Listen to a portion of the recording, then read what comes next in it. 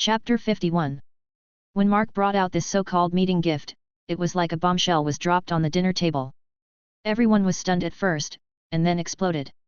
I thought that the so-called meeting gift would be some kind of British specialty handicraft, but who knew that Mark was so generous that he gave a heat treatment process drawing as a meeting gift. When Mr. Su saw the drawing, he immediately stood up again, his face full of excitement, and he hurriedly bowed to Mark. If this is true, I would like to thank you on behalf of those who study aluminum alloys in our metal industry. Mr. Su's statement made Bay Steel's senior executives stand up and thank Mark repeatedly. Their reaction was not exaggerated, they were genuinely happy. Many people don't quite understand what heat treatment is. They think that the metal formula is just adding as much of this element as that element, and then melting them together to make an ingot. In fact, in the metal formula, the element ratio is only a small part, and the subsequent heat treatment process is the top priority. Just like the blacksmith in the TV series, when he makes a rough sword in the furnace, why should he put it in cold water while it is hot to dip it into the fire? Can't you just leave it in the air and let it cool down naturally? In fact, dipping into fire is a part of the heat treatment process, which can increase the strength of the metal. Otherwise, if the sword cannot cut people, what is the use? Just this simple process of dipping into fire requires a lot of attention. It has extremely high requirements on cooling rate. Various materials have corresponding cooling methods, such as air cooling, oil cooling, water cooling, or using inert gas. Cooling, there are so many variables here. This is just one step. Including normalizing, tempering, and even subsequent time strengthening, there are many variables in every link. If there are 10 variables in each link, multiplied together, the entire heat treatment process will have to be done tens of thousands of times. Therefore, a mature heat treatment process can be said to be priceless. Even a domestic behemoth like Bay Steel may not be able to master this process even if it specializes in it for 5 or 6 years. What's more, what Mark used this time was not an ordinary heat treatment process. Aluminum-titanium alloys are widely used in aerospace.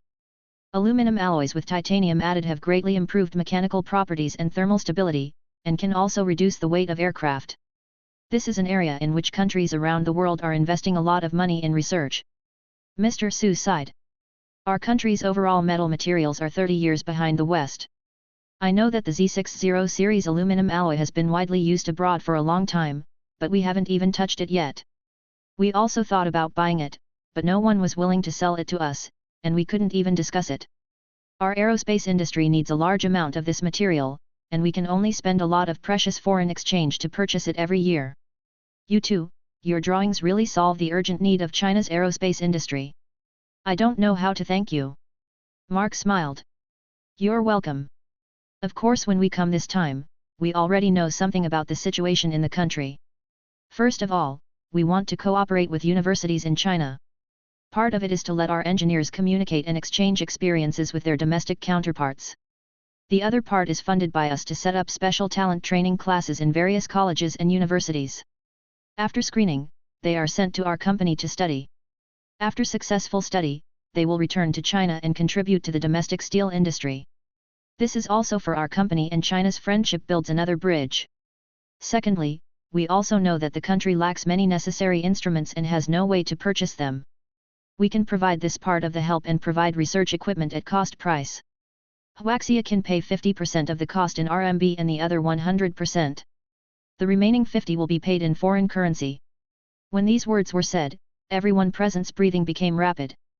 Foreign engineers coming to exchange can bring advanced experience and expand the careers of domestic researchers. In this era when it is difficult to find papers, this is definitely a good thing that cannot be found even with a lantern. It is also a good thing that Zayasik Steel Company has funded the establishment of study classes to allow some students to learn advanced technologies and provide help to China after returning to China. But these two items pale in comparison to Mark's promise to provide precious equipment and pay part of the expenses in RMB. One of the most important resources for the country in this era must be foreign exchange. Decades from now, China may have too much foreign exchange to spend. But now, foreign exchange is an extremely precious resource. The country's reserves of US dollars and euros are earned bit by exporting wheat and rice. The foreign exchange exchanged back cannot be used easily and must be used wisely. Almost all of it is used to purchase foreign technology and equipment. The gringos are very evil. They have a technology monopoly. Even if it is equipment that has been eliminated from their factory, they dare to sell it for 2 or 3 times more than brand new equipment. The country has no choice but to admit it, hold the nose and bring these devices back to the country, and let technicians see if they can imitate them. This is basically how the foreign exchange earned through hard work is spent throughout the year. The grain grown by tens of millions of farmers may be exchanged for a few equipment and assembly lines that have been eliminated from abroad. Then those talented researchers spent several years doing nothing and spending all their precious time on copycat equipment. Mark now promises that he can pay part of the expenses in RMB, which will suddenly make China's foreign exchange reserves much richer, and he can buy more equipment and come back. The leaders of Baosteel at the dinner table were a little confused. This was really the best news they had heard in these years. Oh, we can't decide on such a big matter. I originally thought that today was just to catch the wind and get to know the situation, but I didn't expect that the two of you had a great fight as soon as the table was served. Come on, you two have something to eat and drink. We're going to report to the leaders right away. We'll have a formal meeting to finalize this matter. Several people quickly sent their secretaries out and dialed the emergency number. First, the city leaders were alerted. He had to report such a big thing to his superiors, so he made another phone call. Soon, instructions came down from above. These 2 foreign guests were given the highest treatment. They came with sincerity and gave us a great gift. We in China must also treat them with courtesy. Do a quick investigation. If the results are correct, make arrangements for your trip immediately.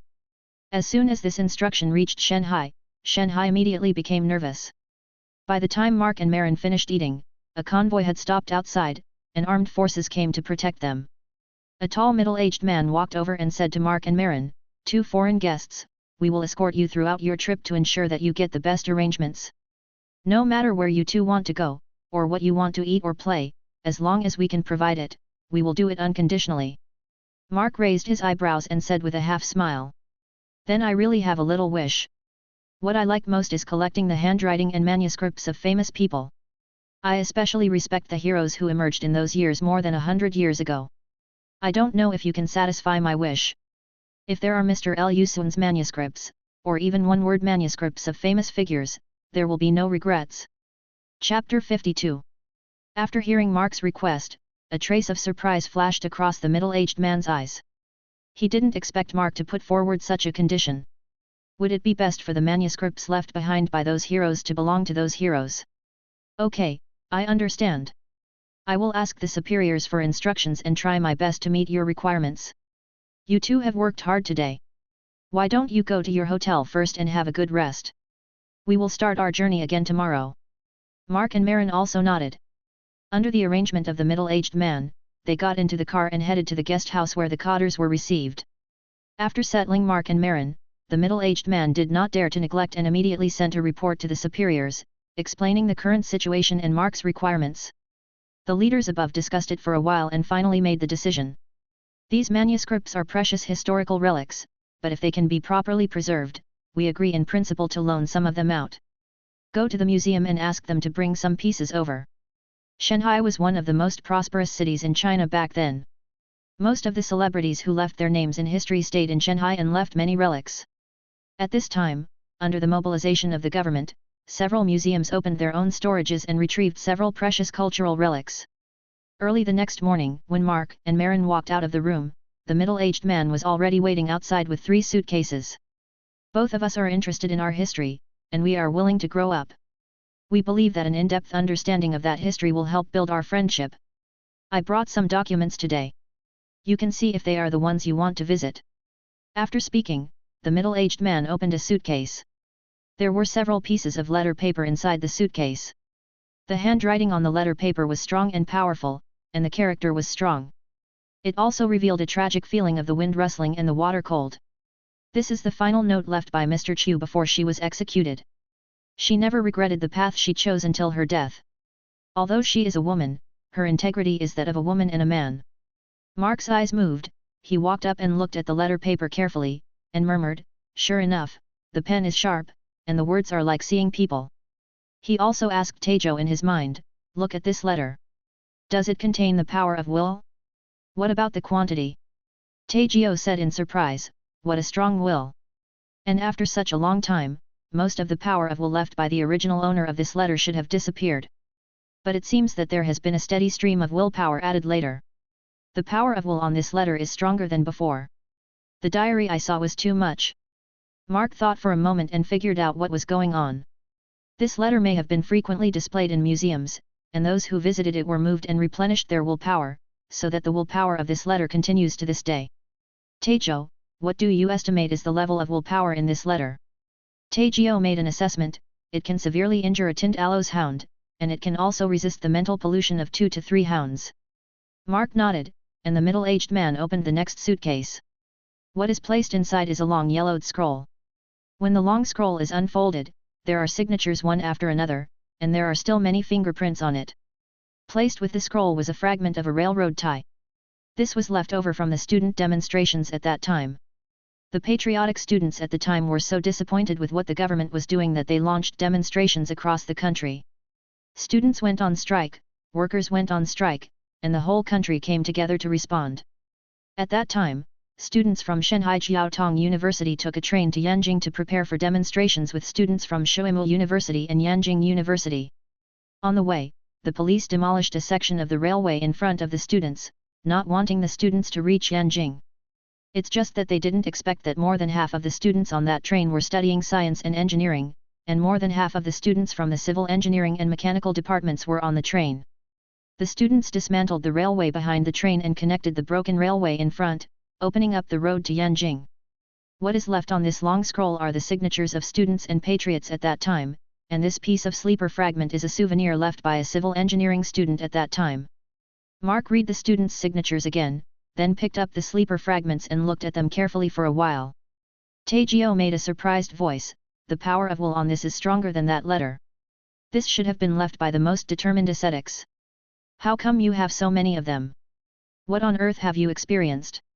At this time, the middle-aged man opened the last suitcase. This suitcase contains a rough draft with some scrawled writing on it, and there are still some traces of alterations on it, which makes it look unsightly. But before Mark could get the draft in his hands, Taejo was extremely surprised.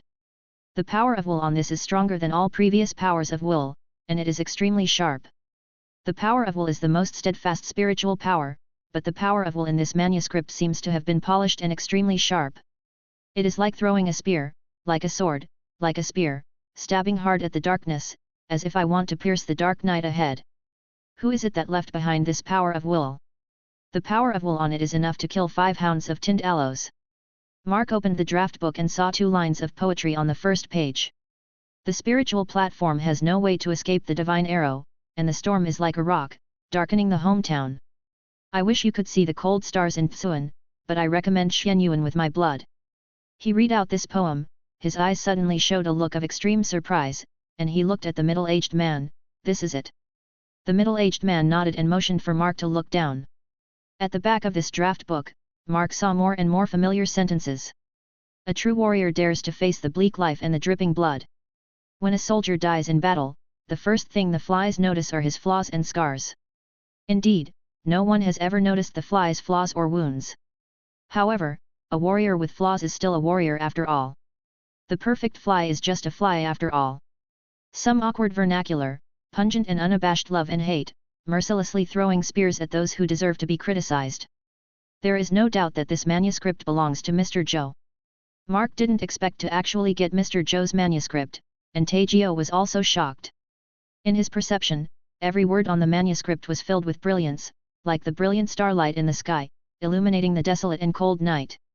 With this legacy of will, this country will never be in trouble forever. You come here to provide help in times of need, and it may be of great benefit for decades to come. In the few days since Mark and Marin arrived, Baostiel has been verifying the heat treatment drawings brought by Mark. Several furnaces of aluminum alloys were smelted according to the proportions, dipped in fire at a specified rate, then heated to 320 degrees Celsius and held for 10 minutes for normalizing, and then the temperature was lowered to 200 degrees Celsius and held for 12 hours for tempering. By the time a series of procedures were completed, several days had passed. Baostiel engineers quickly took the samples to test the performance. In less than 2 hours, the mechanical properties of Z60 aluminum alloy were initially tested, and they were indeed within the expected range. The process recorded in this drawing is correct, which also marks that from now on, China has the ability to independently manufacture Z60 aluminum alloy, and no longer needs to import it from abroad. The value of this drawing is as high as hundreds of millions. More importantly, it saved several large domestic metal materials research institutes 5 years of time, allowing them to put more energy into other projects, speeding up the development process of domestic metal materials. Basteel's technical staff were overjoyed, and Basteel's senior management immediately dialed the phone. This time the call went all the way up to the top without any obstruction. They reported the good news of the Z60 aluminum alloy drawings, which added a piece of the puzzle to the independence of China's aerospace industry. The big leader on the other side of the phone couldn't help but be overjoyed when he heard the news. These two children gave us a big gift. We in China value reciprocity and cannot be stingy. We must maintain friendly relations between the two parties. You can tell me what requirements they have. As long as they are within our ability, we will try our best to satisfy them. The leader of Baosteel reported some things that Mark had raised in the past few days. Cooperate with well-known domestic universities to cultivate specialized talents and promote talent exchanges.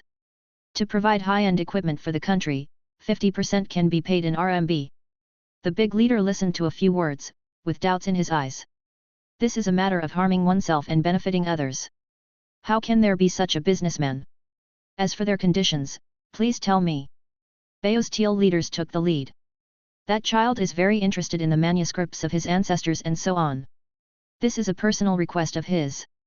The big leader thought for a few seconds and nodded. Since people like our Chinese history and have the conditions to preserve it, I think there is no problem in exchanging a few manuscripts. Anymore. There was a trace of embarrassment in the eyes of Basteel's leaders. Also, they hope to establish several comprehensive high-tech industrial parks in the country and cooperate with domestic enterprises to develop the downstream industrial chain of the steel industry. They hope that we can approve a few pieces of land through government low-interest loans and provide some policy concessions. The big leader's brows raised, but he felt relieved. If Mark really gave away things for free like before, then he would feel uneasy. There is no free lunch in this world. Now that Mark has put forward such a condition, the big leader feels at ease. Where does he want the land? The leader of Baosteel responded immediately. Shanghai needs 100 acres in Pudong, 100 acres in Yanjing, 100 acres in Yangcheng, and 100 acres in Shenzhen. A total of 4 high-tech industrial parks will be established. They will send engineers to stay and exchange experiences with domestic companies. The big leader said with a half-smile, "Good guy, it's 400 acres of land as soon as I open my mouth. I'm not old, but I have a big appetite." His fingers tapped lightly on the table, and within a minute, the big leader spoke. "It's a mutually beneficial thing. Invite the two of them to come to Yanjing. I want to talk to them in detail." Chapter 53. Within 2 days, Mark and Marin took another special plane and flew from Shanghai to Yanjing. As soon as they got off the plane, armed police cleared the way, and a special car took them straight to Chong'an Avenue. After the two got off the car, they were taken into a red room and passed through 3 security checks to ensure that there were no dangerous items or bugs on them.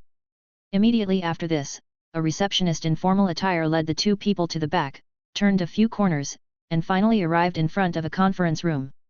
Squeak! When the two of them pushed the door in, they saw several old men sitting, one of whom was the big leader. "You two have worked hard along the way.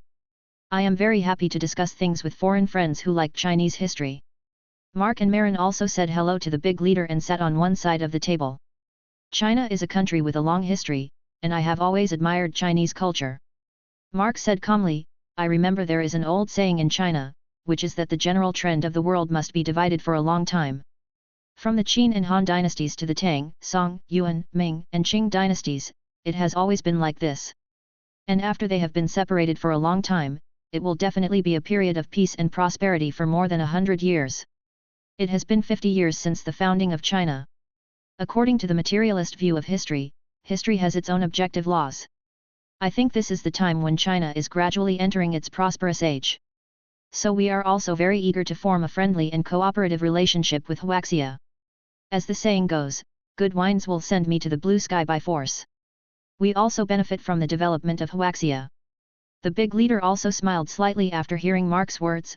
"Mr. Zayasik, you are indeed a master of China. You are even familiar with the 3 kingdoms. Then I take your auspicious words and hope that China will reach a higher level and enter a well-off society. We have already discussed this cooperation once. Let's discuss it with Mr. Zaisic and Miss Zaisic at this meeting. An old man next to him said first, as for the talent exchange, our Ministry of Education thinks it is very good. Domestic education is indeed gradually developing, but we must also admit that there is still an objective gap with the advanced level abroad. Allowing technical personnel to travel more will be conducive to the development of related industries. We have also obtained information about Zajisak Steel Company and have a deeper understanding of it. Several of your company's technologies can almost influence the market situation of the British steel industry. Its development has been getting better and better in recent years, which shows that your company's technical background. We are naturally very welcome to have talent exchanges with your company. When your technical personnel come to our place, all expenses are free of charge, and we guarantee that they will feel at home. Mark smiled and nodded, that's good.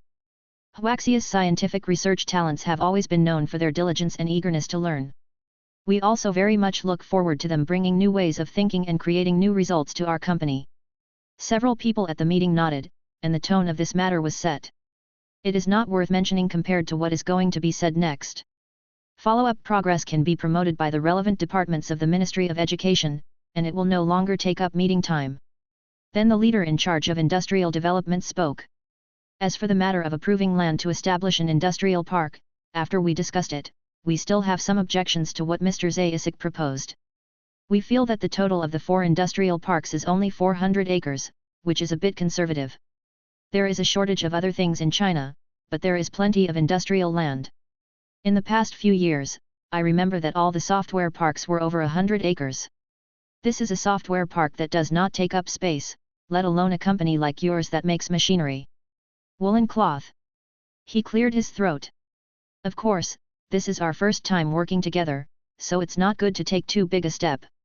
We have discussed that each park will be allocated about 500 acres of land, so the total will be 2,000 acres. In addition, each industrial park will include another 1,500 acres of land next to it in the planning. Depending on the cooperation of the project, the land will be allocated to 1,500 acres. Develop. A leader next to him also picked up the conversation. We have also spoken with the heads of state-owned enterprises in related industries. Some state-owned enterprises will also enter industrial parks and try to conduct a pilot project for Sino-foreign technical cooperation centered on these 4 industrial parks. If the branch you settled in can drive the industrial upgrading of related domestic industries, we can increase investment in the future. Oh, of course, we can provide interest-free loans for these 2,000 acres of land. The big leader smiled and said, there is an old saying in China, courtesy reciprocates. You gave us a priceless drawing and promised us that we can use RMB to purchase important equipment. We will give you 2,000 acres of industrial land as a favor. Mark also smiled and nodded. 2,000 acres of industrial land were provided on the condition that some state-owned enterprises would be taught their experience and conduct pilot projects for industrial upgrading. This was not beyond Mark's expectations. After all, in the 1990s, the problem of state-owned enterprises was an increasingly acute problem in the country. At this time, almost 90% of state-owned enterprises were in chaotic management and were burdened with huge debts. It can be said that they relied entirely on state funding to support them. But there are millions of workers who rely on state-owned enterprises for their livelihood. Workers must not be laid off unless absolutely necessary, otherwise there will be big trouble. Therefore, the country is also struggling with the reform of state-owned enterprises and is thinking of various ways to repair these broken ships that have been flooded with water. The Sino-foreign joint venture route has been tried, but the results were not ideal. But now the country seems to want to try technological cooperation with foreign companies to promote industrial upgrading, so as to increase the competitiveness of state-owned enterprises. Mark had no objection to this. The bosses of state-owned enterprises are not easy to mess with, but with the leaders watching, they are working in foreign companies, so even the bosses of state-owned enterprises dare not take advantage of themselves. Yes, Zaisic Company is not just a steel company. Our goal is to become a cross-industry group, and we must expand our industrial ecological chain. Being able to cooperate with China in this area is also a valuable experience for us. Mark nodded and discussed some situations with the leaders. At the end of the meeting, the secretary of the big leader also came up with a list, hoping to ask Zaisic Company to purchase it. Hydraulic press, high-precision machine tools. Marin took a look at the list and breathed a sigh of relief. There are no prohibited items in the Wassenaar Agreement. We can purchase these on your behalf. Note, the Wassenaar Agreement was signed in 1996, but it has been moved up here for the development of the plot. When hearing about the Wassenaar Agreement, a hint of gloom flashed across the eyes of the leaders present. This agreement was led by the US imperialists and its purpose was to restrict the transfer of technology to China by the participating countries. In this agreement, a large part of core technologies are blocked from China. The hostile attitude is obvious, and it is a deliberate attempt to create technological barriers to China. The big leader forced a smile and said, "Then I'd like to trouble your company. We can pay a deposit first, and I'll trouble you to purchase these equipment." Mark nodded slightly and winked at the big leader. The big leader showed some doubts in his eyes, but he still coughed softly. "Now that a consensus has been reached, let's continue the meeting here for the time being." Several other leaders understood the meaning, opened the door and walked out of the office. The big leader looked at Mark with questioning eyes and asked, "Mr. Zayacic, do you have anything else to discuss?" Mark nodded. "Actually, these things are just part of my purpose of coming to China, or it can be said to be used to cover up my real purpose. The Wassenaar Agreement made it impossible for those equipment to be shipped to China through customs. But what if I say that there is a magical place where we can bypass customs and transport embargoed equipment in a special way? Can China provide me with some support, and let's open up this channel together?" Chapter 54. After hearing what Mark said, the leader showed a trace of doubt in his eyes. "Mr. Zayacic, what are you talking about? I don't quite understand." "You mean there are channels that can bypass the customs of the Wassenaar Agreement countries and help us get those embargoed equipment? But I still don't quite understand this. What channel are you talking about?" Mark said calmly, "A world that is almost isolated from the rest of the world, and even governments rarely know about it, the magical world. The wizards living in the magical world have developed a system that is completely different from technology. They are able to transfer people and materials through short-distance space transmission, and they also possess the strange magic that allows a train to travel thousands of miles without being detected. Affected by the Wassenaar Agreement, the customs of modern countries cannot transport important equipment such as photolithography machines and 10,000-ton hydraulic presses to China. However, the magic world is not bound by the Wassenaar Agreement. We can build a channel from the magic world. Transfer equipment domestically through space magic and other means. You don't need to look at me like I'm crazy, I know what I'm talking about." The big leader took a few deep breaths and stared at Mark. "Mr. Zayacic, as a materialist, I try to use my rationality to understand what you said. If the magical world really exists in the world, then there is no doubt that it is a new continent for the real government.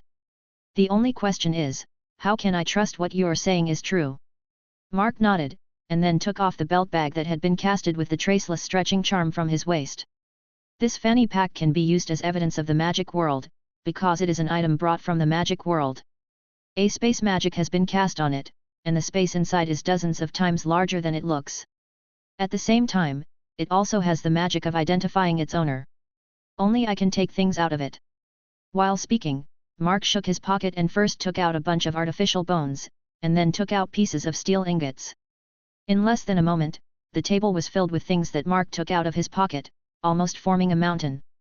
"This." The big leader looked at this scene and was quite dumbfounded. Qigong craze was popular in China in the past few years, and some so-called Qigong masters were tricked into coming to Yanjing. The senior leader also saw the so-called Qigong performance, but it was just a farce. He saw through it at a glance and dismissed it as an acrobatic trick. But the ability that Mark has shown now really makes the leader a little unbelievable. "This is no trick, this is real magic." He remembered a top-secret file he had seen, which was left behind a long time ago. It recorded some strange people who had appeared in the past, and said they lived in a place that mortals could not see. This file was left before the founding of the People's Republic of China, and for some unknown reason it has been preserved to this day. The top leaders didn't care when they saw it, and just thought it was the superstition of the people at that time. But now that he saw Mark's ability, the leader looked a little dazed. "Magic exists." He took a deep breath and quickly recovered. "It must be reasonable to exist. The so-called magic may just be science on another path. It's just that we can't understand it with our current knowledge, so it's considered a mystery." When the theory of relativity and quantum mechanics were first born, they were also dismissed as absurd. From this perspective, I accept the existence of magic. The big leader looked at Mark sharply. The discovery of the American continent ushered in an age of discovery that lasted for hundreds of years. Once the existence of this magical world is announced, the turmoil caused may far exceed that of the New World. It may, no, it will definitely bring about a new reshuffle of world power. Mr. Zaisik, what is your purpose in telling China such precious news? The big leader's gaze was like a sword, pointing directly at people's hearts. Although he didn't have any extraordinary power, it put a lot of pressure on Mark. Fortunately, Mark didn't have any other intentions. Even though he was traveling through time, he was still the soul of China. He would not trick anyone but his own country. My purpose is to work with China to jointly develop the magic world. Of course I am ambitious. The knowledge and magic items in the magic world are my biggest temptation. However, it is simply nonsense to develop the resources of the magic world by Zaisik Company alone. It's like scooping water from the ocean with a spoon, it's too inefficient and too slow. I need more reliable people to develop the magic world with me. As a big leader, you also know that adding icing on the cake is not as good as providing help in the snow. Now the one with the strongest strength and the most need to overtake in a corner is Huaxia. It just so happens that I am a Huaxia expert, so I came to find Huaxia to discuss this cooperation with you. The big leader was silent for a moment. Okay. What do you want? What can China get? How do we enter the magical world, establish ourselves in the magical world, and get what we need? A smile appeared on Mark's face. Then I would like to congratulate us on reaching the preliminary cooperation intention. What I want has just been said. China will contribute its efforts and money to support the development of Zaisik Company, and provide reliable personnel for me to call upon to cooperate with my actions. I have the right to know China's research results. In return, I will help you open up channels in the magic world so that you can obtain prohibited equipment and magic world knowledge. The big leader frowned but nodded. Make a deal. Mark shook hands with the senior leader and handed over an introduction document. This is what I currently know about the situation in the magical world. Select a group of professionals in China as soon as possible and come to Zaisik Company for the purpose of technical exchange. I will take them into the magical world and establish a force. It will then take 3 to 5 years to expand this power and establish channels to transfer embargoed equipment back to the country and help the country break the technological blockade of Western countries. After that, we will work together and use this force as a springboard to push the people we control to various important positions in the magic world, gradually control the magic world, and develop the knowledge and wealth of the magic world. I can overtake in corners in China, and I can quickly acquire all kinds of knowledge in the magical world. Isn't this a win-win situation? After this meeting, the security force for Mark and Marin's trip was almost doubled, and the leader issued a fatal order to meet all the needs of the 2 foreign guests in the country. At the same time, a top-secret plan that only a few people knew about began to launch. The talent screening mechanism was launched, and a large number of outstanding talents were gathered together for rigorous training, and the first batch of personnel to implement the plan were selected based on strict standards of 1 in 10,000. The internal code name for this plan in China is the Wall-Breaking Plan. Chapter 55. 2 months later, the magical world. At that time, the turmoil in the pursuit of the Son of Death had completely subsided. The Son of Death had been declared dead through all channels, and the Ministry of Magic's energy was once again invested elsewhere. Voldemort launched a war that swept the wizarding world, causing the wizarding world to suffer heavy losses. But after the war, these losses were recovered exponentially by the Ministry of Magic. There are a large number of pure-blood nobles among the Death Eaters, and most of their families' savings for generations have been plundered by the Ministry of Magic. They even have to turn over a large amount of wealth every year to avoid prison. With such an easy and profitable thing to do, the Ministry of Magic will naturally no longer be entangled in the matter of the Son of Death, and all warning measures will be lifted. At this time, thousands of miles away in China, Mark was already preparing to return to China. After Marin stayed in Huaxia for more than half a month, she went back to take charge of the company's operations and began to help Huaxia purchase equipment. Mark stayed in China for another month and a half for insurance and to discuss the implementation of follow-up plans with the country. The magic world is no longer a dangerous place for me. It's time to go back. A strange light flashed in Mark's eyes as he counted the gains from this trip to China. First of all, there are more than 2,000 acres of industrial land in the country, and this number may increase several times in the following years. This is already a huge resource. Secondly, there is the domestic policy tilt towards Zaisik Company, including giving priority to the purchase of all Azkaban company products. This huge order can also bring countless wealth to Mark and Marin every year. Then there are the funds paid domestically to purchase equipment. After deducting the cost, this is also a considerable fortune. After coming to China this time, the Azkaban company under Marin and Mark can develop like a chicken blood. In a few years, Marin will be able to join the circle of those ancient plutocrats and be called an upstart. In the UK, with the support of Azkaban company, Mark's invisible power can be said to expand again. If we continue to maintain this development trend, it is not impossible to have the power to manipulate elections. These are only the resources obtained economically. Huaxia's huge size and system of using the whole country to do big things can also provide Mark with huge human resources. Before the wall-breaking plan was officially launched, 10 academicians and more than 20 military research institutes were mobilized, and they were already analyzing some of the information provided by Mark. According to the agreement, Mark can access all subsequent production results to facilitate his actions in the magic world. A group of talents have also been gathered for training, and are scheduled to be sent to Azkaban company in the name of technical exchange this year to cooperate with Mark's actions and establish a force in the magic world. This group of talents are all proficient in shooting, business, and espionage operations. Some have received special explosives configuration courses, and some have received training in driving aircraft and tanks. All in all, the domestic selection criteria for this group of talents are that the military must be comparable to the elite special forces, and the civilians must have the professional skills to deal with various situations, and they must accept a cruel test of will. The whole purpose of selecting talents is to ensure that the operation of entering the magic world can proceed smoothly. Finally, as a reserve of power to fight against the evil god, Mark also obtained more than dozens of precious items, and the added power of will was enough to kill more than 100 Tint Aloes hounds. In this way, Ling Ling is finally settled. This trip to China will definitely make a lot of money. Mark also came to Yanjing with satisfaction to bid farewell to the leader.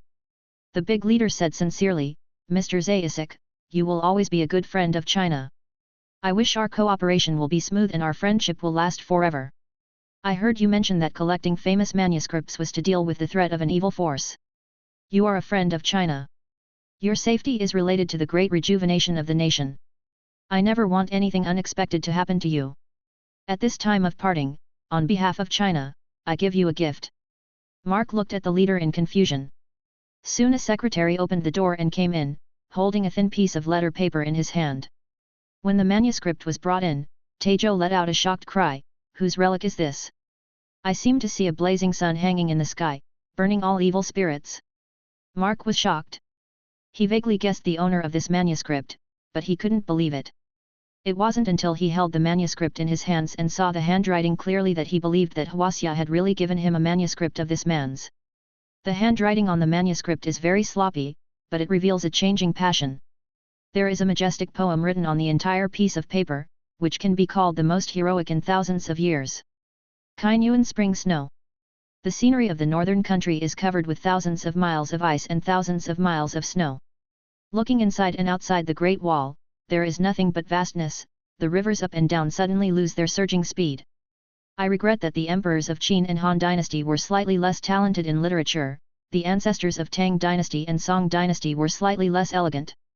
Genghis Khan, the genius of a generation, only know how to bend a bow and shoot a big eagle. It's all in the past, count the romantic figures, and look at the present. Mark took a deep breath, held the letter, and bowed to the big leader. "Thank you very much." The big leader waved his hand gently, "Mr. Azkaban, please be careful in everything."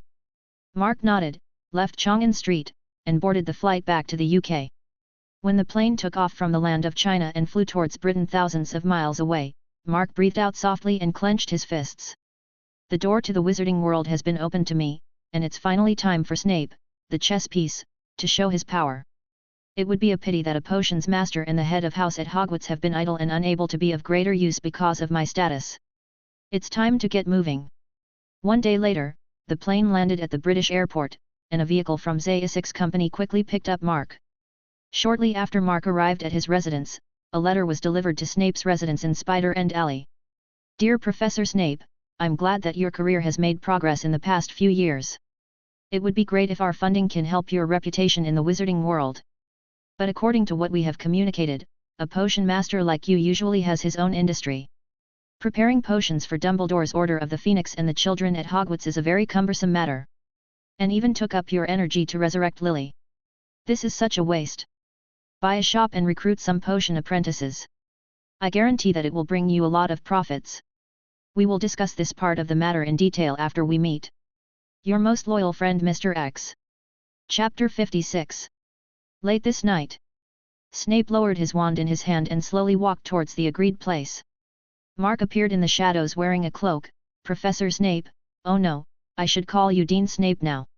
It seems that your career in the magical world is developing well. I am very pleased. Snape looked at Mark with disgust.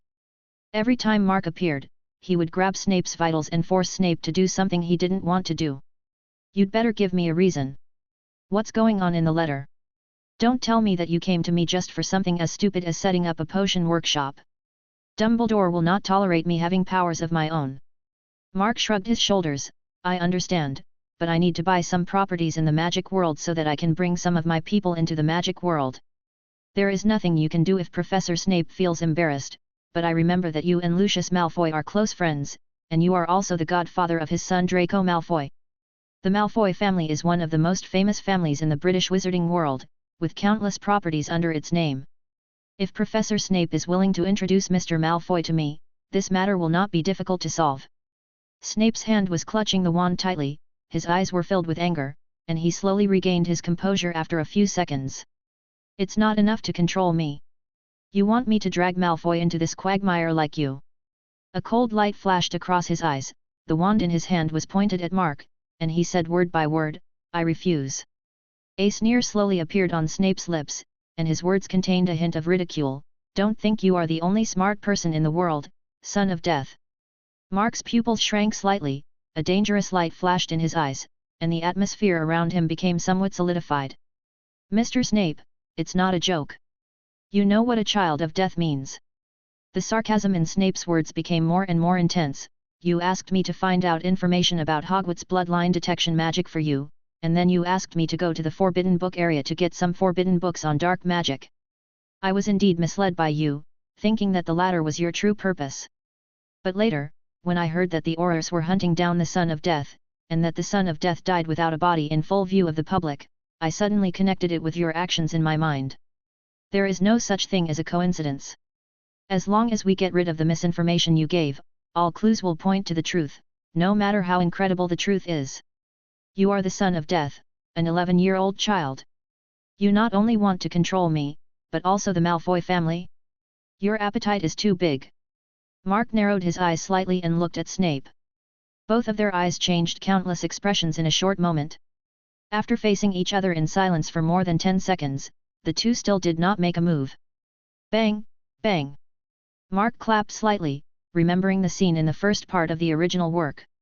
Several professors have set up protection around the magic stone. Transfiguration Professor McGonagall showed superb transfiguration skills, Herbalism Professor Sprout placed a devil's net, and Charms Professor used a subtle magic after creating the magical key. Only Snape arranged a test related to logical reasoning. Almost all wizards lack logical reasoning ability. This may be due to the influence of magical animal blood.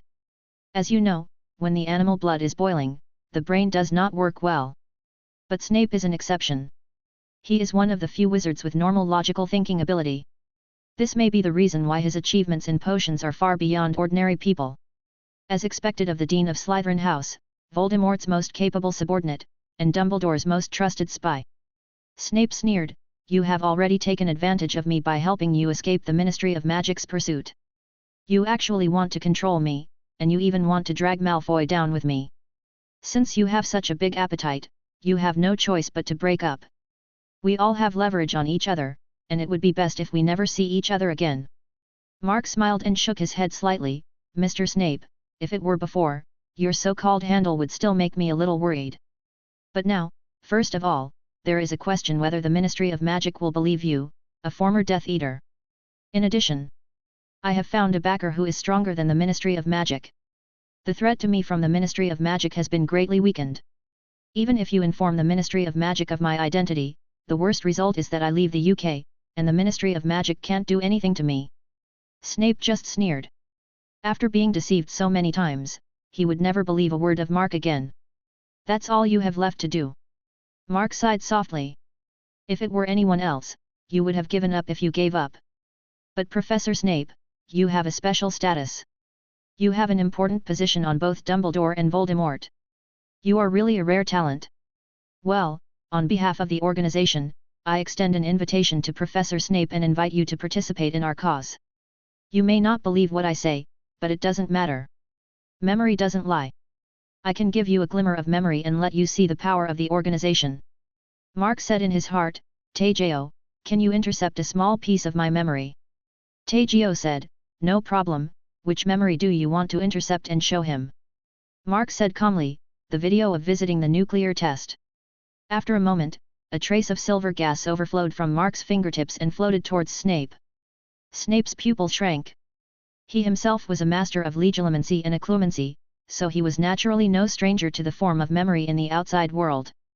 He didn't expect that Mark would actually dare to give away a trace of his memory. He remained alert and pointed his wand, legilimency. The image in this memory entered Snape's mind. This is a vast desert, filled with yellow sand, and dug gullies everywhere on the ground. But today, the atmosphere in the desert was particularly solemn. A group of people waited expectantly and slightly nervously on the outskirts of the desert, looking at the sky. Snape followed their gazes, wondering what they were looking at. But soon, there was a rumbling sound in the sky, and Snape could barely see a black dot passing by in the sky, bringing up a long tail of flame. What is this? Some kind of alchemical item. Snape had a look of confusion in his eyes. It wasn't long before he saw the black spot begin to fall apart.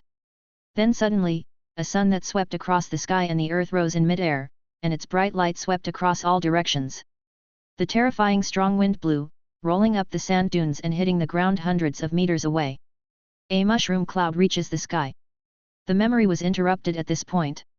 Snape's hand holding the wand was shaking, and his whole body was still in shock. Then, what kind of power is that? What kind of organization is behind you? Mark said calmly, that is one of the forbidden spells controlled by the organization, called atomic fission.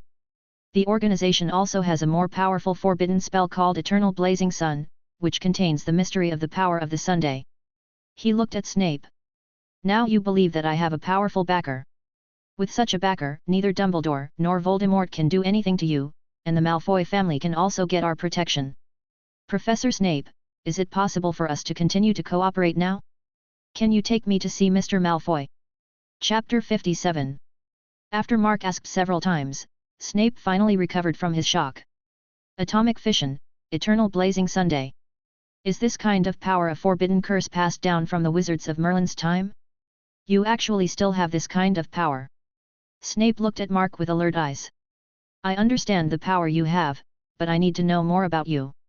Your name? What is your purpose? Frankly speaking, I even suspect that you may be some organization that wants to destroy the world. Mark sneered. What's the benefit of destroying the world? Don't think too much. His expression became serious. Generally speaking, matters of our organization must be kept confidential. But since you are a comrade who can be fought for, it is okay to let you know some information. Our organization is called Red Ghost. The name comes from the manuscript of the organization's founder. After years of development, Red Ghost has also determined its firm organizational purposes.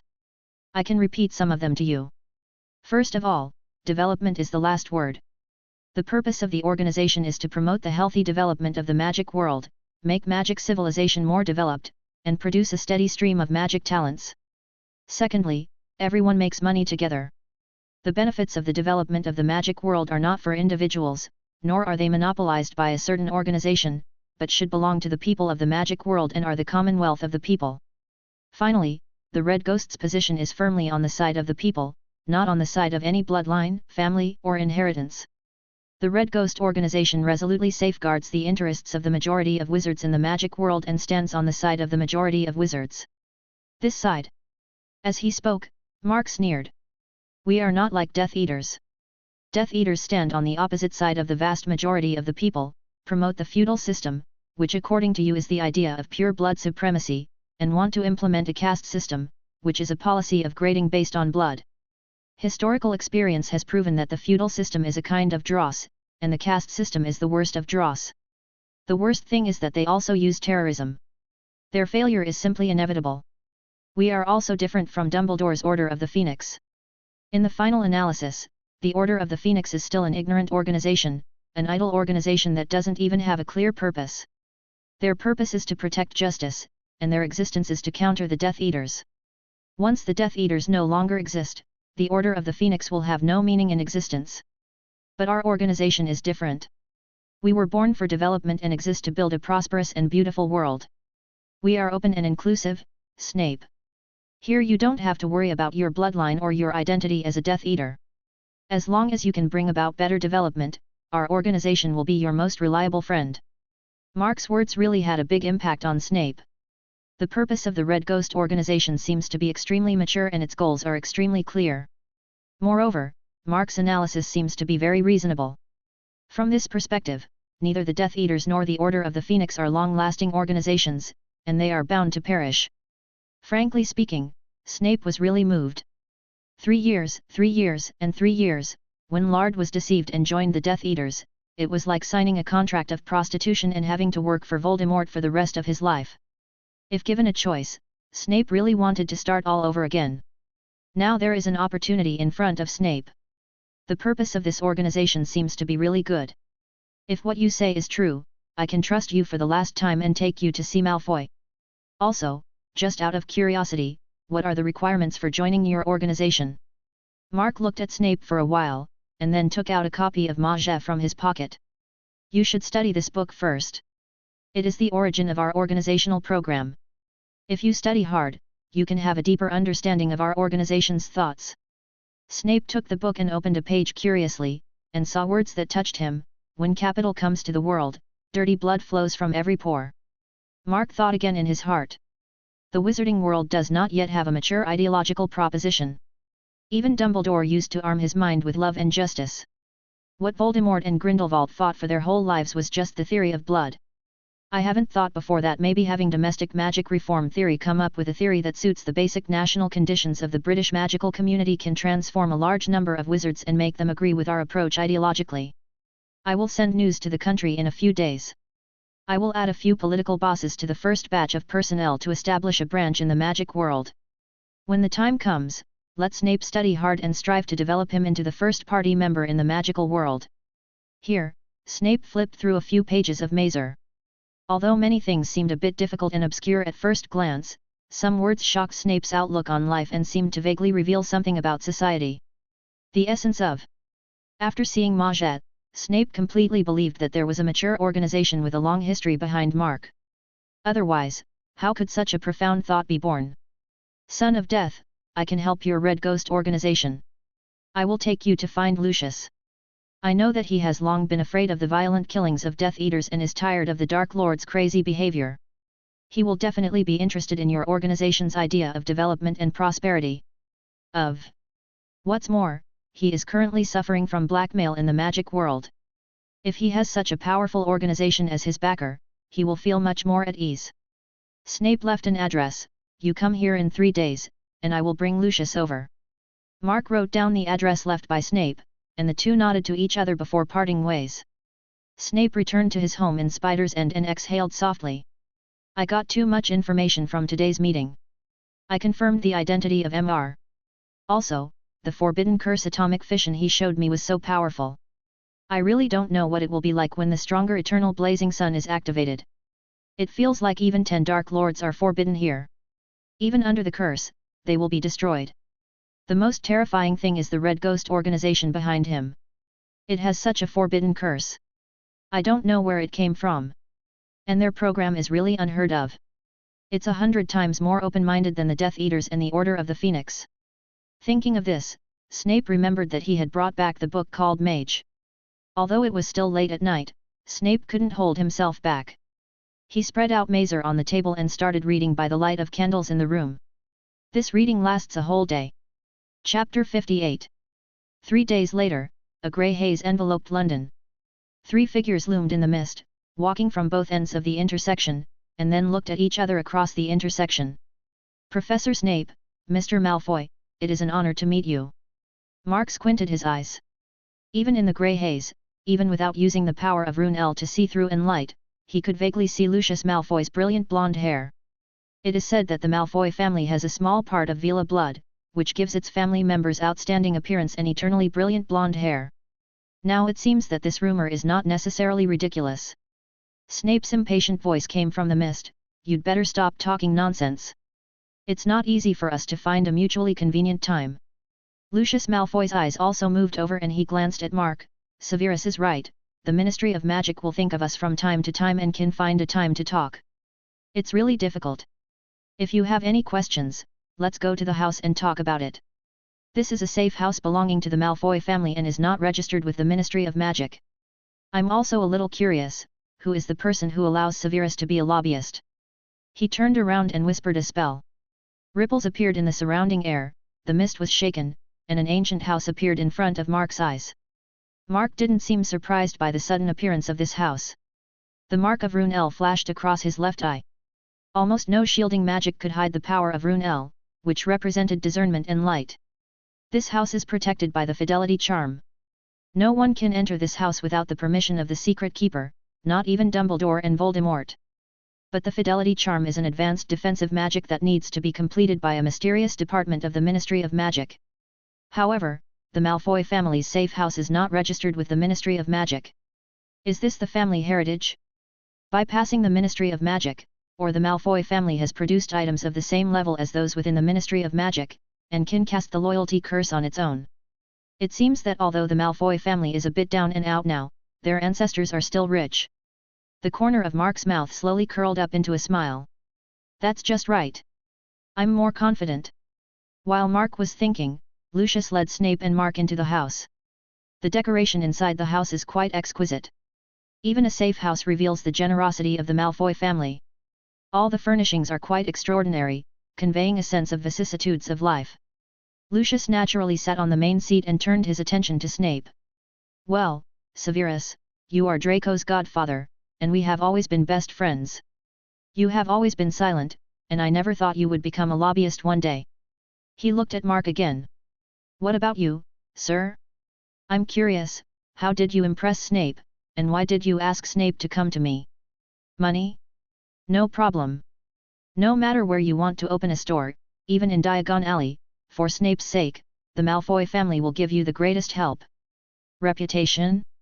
Although the Malfoy family is now a bit embarrassed by the Ministry of Magic, we are still one of the most prestigious families in the upper class. Even if you go to Germany or France, you will still come to this conclusion. I can send you into the circle of high society and make you feel like a fish in water. A powerful magical item, or some kind of evil black magic. I will do my best to find it for you in the collections of the Malfoy family and those of family friends. Yes, I don't know what reason Severus has for you to catch, but as his close friends, the Malfoy family is willing to calm this trouble for him." A smile appeared on Mark's lips. "No, I'm not here to ask for anything from the Malfoy family. I'm here to tell the Malfoy family some news for the sake of Severus." Lucius raised his eyebrows. "What do you want to say?" Mark said calmly, "Voldemort is not dead yet, or in other words, Voldemort is immortal now. He split his soul into 7 parts and made 7 Horcruxes. You can look for it in the family's collection of books. Many powerful wizards have heard of Horcruxes. As long as all 7 Horcruxes are not destroyed, Voldemort is immortal. It just takes a little time. It's just a comeback." Lucius' body froze when he heard the news. Mark didn't give Lucius much time to react, and continued with a malicious smile on his face. "I calculated the time for Voldemort's return. Mr. Malfoy, are you interested in hearing about it?" Cold sweat gradually broke out on Lucius's forehead, and he clasped his fingers tightly. "How dare you call him by his first name?" Mark said to himself, "According to my calculations, Voldemort will gradually regain the ability to move freely in about 6 years. What a coincidence! It seems to be the year your child Draco Malfoy entered Hogwarts. Speaking of which, what's even more coincidental is that Voldemort has a lot of things left in Hogwarts, and the ancient Hogwarts also has things that can help him recover quickly. It seems that your young master is likely to have some interaction with Voldemort. It would be interesting then, if Draco's hand was also imprinted with a dark mark." At this point, Lucius's cheek twitched suddenly. He once also worshipped Voldemort crazily and believed that joining the Death Eaters was the best decision in his life. But later, when Voldemort became more and more crazy and the reputation of Death Eaters was completely ruined in the wizarding world, he regretted it and had no choice but to do it. If you are marked with the mark of the Dark Lord, you will never be able to escape Voldemort's clutches for the rest of your life. It would be fine if Voldemort could rule the magical world, but as the core of the Death Eaters, Lucius had never seen Voldemort's crazy appearance. Even many nobles within the Death Eaters were afraid of Voldemort's madness. Do you still want to rule the magical world? Does the basic foundation of rule rely on just these Death Eaters? It is impossible to win. Even if you have a temporary upper hand, you will definitely lose. Lucius can still foresee this. His face looked a little pale. Tell me your true purpose and stop beating around the bush. Mark smiled. On behalf of the Red Ghost organization and a higher and greater cause, I sincerely invite Mr. Malfoy to join us. Let us stand under the red flag and work together to build a more prosperous magical world. Professor Snape, let's give Mr. Malfoy a shot of atomic fission first and let him see the strength of the organization. Chapter 59. Lucius glanced at Mark inexplicably. What? Snape took out a flask from his arms, which contained wisps of silver-white gas. Of course Lucius knew what it was, and he also somewhat understood what Mark meant. Then let me see it. With the tap of his wand, a legilimency spell struck the memory. Before Lucius entered this memory, Snape reminded him, don't look directly, be careful with your eyes. Lucius didn't understand Snape's words at first, but he secretly felt that Snape was talking more and more now, and he didn't know how influenced he was by this organization. However, after Lucius began to read this memory, he understood why Snape reminded him like this. What the hell? Lucius only felt that a sun exploded in front of his eyes, an endless light and heat swept over him. In an instant, Lucius couldn't bear the scene in his memory and directly cut off the connection with this memory. Obviously it was just a scene he saw in his memory, but after exiting the memory, Lucius still felt stinging in front of his eyes, and even shed tears involuntarily. This kind of magic. Who is your organization? Lucius somewhat understood why Snape was willing to be this lobbyist. An organization with such magical power can indeed make any wizard change his attitude, even Dumbledore is no exception. Mark said calmly at this time, our organization is called Red Ghost. I am here on behalf of the organization. I hope to invite Mr. Malfoy to join us and fight to change the magical world. Lucius took a deep breath. Change the magical world. Mark nodded. The magical world in front of us has just experienced the catastrophe caused by the Death Eaters. It is a time when everything is waiting for improvement. This is a pity, but it is also an opportunity of the times. One of the leaders of our organization once said something like this. Mr. Malfoy might as well think about it. He said that a person's destiny must of course depend on self-struggle, but the process of history must also be taken into consideration. Mr. Malfoy, what do you think? Lucius had a thoughtful look in his eyes and murmured to himself, self-struggle, historical process. He turned to look at Mark, what do you say? Mark continued. Take Mr. Malfoy as an example. You were born into the Malfoy family. It can be said that you were born with a silver spoon in your mouth. As soon as you were born, you stood at the finish line that many people have longed for several lifetimes. But everything has pros and cons. In terms of finance, no matter whether you are diligent or lazy, Mr. Malfoy, the huge savings of the Malfoy family will not change because of your personal behavior. You also lack business acumen, and you are not very good at managing your properties. In this way, the Malfoy family's wealth has shrunk to such an insignificant amount in your hands. Mark continued with a smile. As for politics, if you join the Death Eaters and are imprinted with this dark devil's mark, you are already on a dead end politically. You will never have the time to make any changes in the political arena. Then let's look at magic skills. Your talent is just that. Relying on family savings, you can defeat most ordinary wizards, but you are far behind those geniuses in the research of magic skills. You also have no possibility of becoming a master. To put it mildly, Mr. Malfoy, your talent is mediocre. You may die guarding the Malfoy family and become one of the inconspicuous patriarchs in the history of the Malfoy family. This should be your original destiny. You cannot reverse it through personal struggle. Mark's tactful words stung Lucius, and he looked at Mark coldly. Go on. Mark nodded kindly, but it's different now. The wheels of history are turning because of the emergence of our organization. The course of history has changed, and this is Mr. Lucius's opportunity to change his destiny. Our organization is committed to making the magical world develop better, bringing about great changes in the lives of wizards, and making magical civilization prosperous as never before. This will definitely bring a broader space where you can make a big difference. Mr. Malfoy, you have two choices now. Ichijo, continue to be the patriarch of the Malfoy family, continue to be a miserable mediocrity, a pitiful ghost that no one will remember except for the title of patriarch. On the other hand, you can also choose to join our cause and participate in such a great cause as transforming the magical world. This may exhaust the savings of the Malfoy family, and may also put you in a life or death crisis, but I promise, the day when the magical world takes on a new look, your name will surely be recorded in history. Posterity will call you a great reformer and the founder of the new magical world. There will always be a portrait of Lucius Malfoy in the history of new magic. Mark's words were very tempting and sounded very passionate. But Lucius is no boy. He did have the ambition to do something great, otherwise he would not have invested so much in Snape, nor would he have joined the Death Eaters out of heed. You must know that Snape was a lonely and unsociable being at Hogwarts, but Lucius, who was born into a noble family, became Snape's friend. Even after graduating, getting married and having children, Lucius even invited Snape to be his wife. Little Malfoy's godfather. This is why he took a fancy to Snape's potential in potions and made an investment. Although he joined the Death Eaters because he worshipped Voldemort, he also wanted to use Voldemort's influence to bring the Malfoy family to a higher level. Unfortunately, as a series of changes occurred, all his ambitions came to nothing. After experiencing these setbacks, Lucius had already become cautious. Lucius was not going to make a rash decision without seeing actual benefits and getting a solid commitment. What on earth can you give? Such empty talk may not be convincing. Mark smiled. The organization promises to kill Voldemort and free you from Voldemort's control.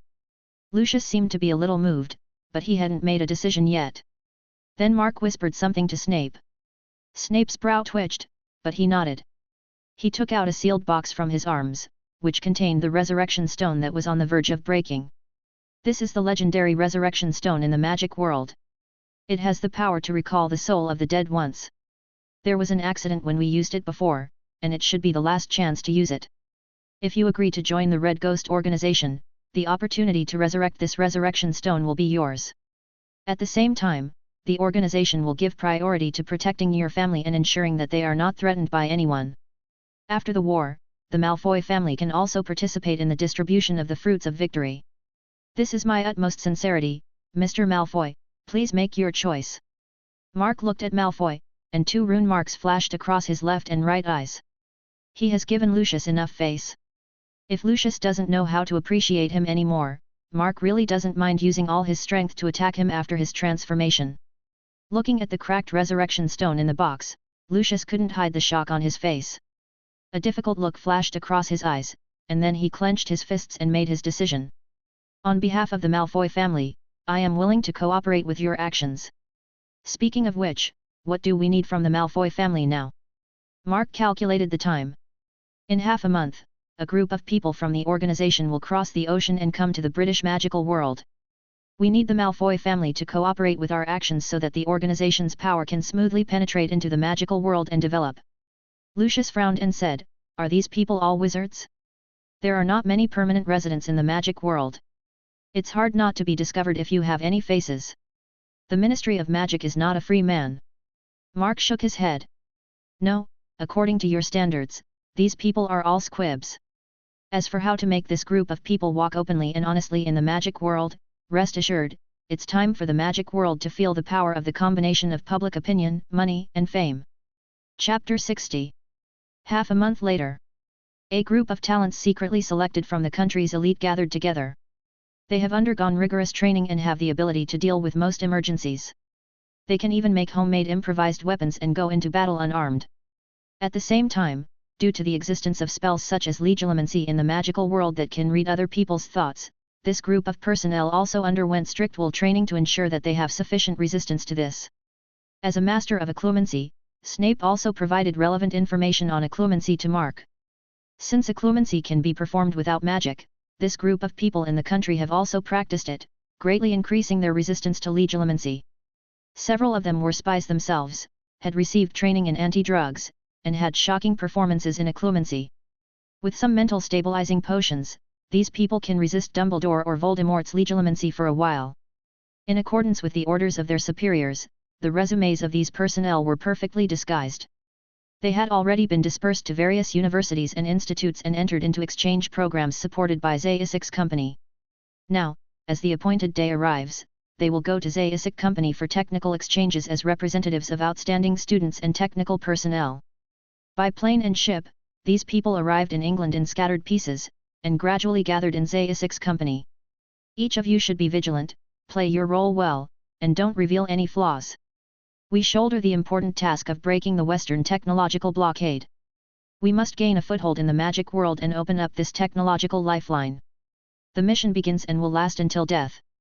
At the same time, Mark, Snape, and Lucius were also working hard to allow these people to enter the magical world. A week ago, the Daily Prophet began to publish a series of reports about special groups of people, which caused a strong response from the residents of the wizarding world. The headline on the front page of that issue of the Daily Prophet was, "Caught Between Wizards and Muggles, Taking You Deep into the World of Squibs." From beginning to end, the article tells the experience of several squibs from the age of 11 from the perspective of an onlooker. Since they didn't receive a letter from Hogwarts when they were 11 years old, they have been completely abandoned by the wizarding world. 2 children were treated as a disgrace by their biological parents, locked in the basement of their home, and kept as prisoners, unable to leave the house all year round. There was a child who was abandoned by his parents in a deserted place and disappeared in front of him, disappearing from his life. While writing this report, I would like to ask you a question. What attitude should we adopt towards squibs, a special group that has no magic power but was born in the magical world? Should we treat them as a shame for wizards, or should we leave a place for them in the magical world? Once this report was published, it immediately caused an uproar in the magical world. From drunkards in bars to students in Hogwarts, the question raised at the end of the article is being debated fiercely everywhere: how to deal with squibs. The attitudes of pure-blood nobles and wizards with more conservative ideas are extremely fierce. If you can't use magic, what's the difference between that and muggles? Squibs do not belong to the magic world at all. They are a disgrace to wizards and monsters that should not have been born. They bring shame to magic. How can there be squibs left in the magic world? If they marry wizards and have children and pass on their useless blood, the number of squibs in the magic world will increase rapidly, and that will be the end of magic. We firmly oppose squibs staying in the magical world. They should all be expelled or put under guard. Some mixed-race, Muggle-born wizards with younger minds have a deeper understanding of the squibs through reports. They sympathize with the squibs and choose to side with the squibs. Squibs are also children from a wizarding family. How can they be abandoned and imprisoned just because they can't use magic? What mistake did they make? Why let them die socially after the age of 11? Ask yourselves, don't you have any compassion for your children and letting them grow up in this kind of environment? The two groups started a heated debate, which quickly turned into a war of words with the help of well-intentioned people. In the bar, you can see drunk wizards dueling due to differences on this issue every day. The students in Hogwarts would quarrel every day because of this issue, and even fight in class. 3 days after this report was published, the Daily Prophet issued another notice. There is a big discussion about the treatment of squibs. We think this is a very profound issue related to the fate of a group. The truth becomes clearer with each argument. The Daily Prophet is offering a reward of 10,000 gold galleons to start a debate on the treatment of squibs. If anyone can put forward a proposal that convinces most people, he will receive this 10,000 gold galleons. As soon as this news was released, the issue became hot again. Money and silk moved people's hearts, and even people who had previously been indifferent to the matter joined in, happily engaging in scolding wars. The tabloids were also extremely responsive and published a large number of debate arguments every day. Some tabloids even printed 2 or 3 issues a day, including those with vulgar language. It feels a bit like a forum scolding. Mark nodded slightly. It's very convenient for the Malfoy family to do something like this. Money can make all the difference. This kind of discussion involving all the people is like a forum topic. Even netizens in the internet information age can scold them for several days and get angry at being bullied and idiots before they get involved, not to mention the magical world. What about places where this form of entertainment is extremely backward? The Malfoy family has paid people to collect shocking arguments every day. No matter how stupid they are, the more eye-catching the better, and they send them to the tabloids in droves to hype up the topic every day. Those excellent topics are sent to the Daily Prophet, which is equivalent to the essence of the forum posts, deepening the depth of the discussion. It is best to involve those who are well educated and have a good status. He turned his head and glanced at Lucius. Lucius's usually elegant demeanor looked a little messy, and there was a fanatical expression in his eyes. Mob. It is easy to control the thoughts of money, power, and public opinion. With a little guidance, the minds of those wizards with powerful magic are controlled by me like children. This. Lucius's eyes were shining, and he felt a sense of accomplishment that he had never experienced before. Mark said calmly. Next, it's time to invite our people to appear. It's time for Political Commissar Zhao to use his expertise and ability to speak out for the disadvantaged groups and leave a wonderful speech to the magic world. Both Dumbledore and Voldemort should learn how to manipulate public opinion. Chapter 61. The discussion about the treatment of squibs in the wizarding world has been going on for some time, but the popularity shows no sign of declining. Several forces are involved in this ideological war. Only then did the wizards in the magical world realize how great the differences in thinking between people can be. Many people didn't understand the views of their relatives and friends on blood, human rights, freedom, and wizards themselves until this scolding war reached its climax. This big discussion will definitely leave a mark in the history of magic, because it made me see that there are so many mentally retarded people around me. A celebrity from high society said, I think their brains are either it should be cut off, or it should be transformed by the Imperious curse, otherwise it will be no different from a goblin. Newspapers were printed like snowflakes all over the magical world, so it was inevitable that some squibs would see them.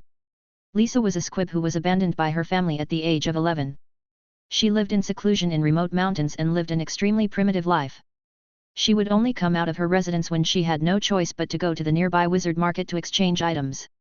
In order to prevent others from knowing that she was a dumb person, she almost never spoke to outsiders. She would leave in a hurry every time she finished shopping, and she had almost forgotten how to speak. On this day, when Lisa came to the market again, she found that the market was noisy, with many people holding newspapers and arguing. It's so ridiculous that someone actually speaks for this squib. Don't you understand the theory put forward by the magic master? The offspring of the squib and the wizard are very likely to be squibs too. Allowing squibs to survive in the magical world is digging their own graves for wizards. Some stubborn old wizards spitted and shouted endlessly. There were also angry responses from young, open-minded wizards. What's wrong with squibs? Are they willing to do this? There is such a huge space in the magic world. If you give squib a chance to stay in the magic world, you might not be able to find it. I think your hearts have become cold and you have lost even the most basic sympathy. There was a lot of noise in the market, and the wizards coming and going seemed to be used to it. Lisa lowered her head, feeling a twinge in her heart. For her, the word squib was her nightmare. Even hearing it would make her fearful, fearing that others would discover her identity and expel her. I can't survive in the magical world, nor can I integrate into the muggle world.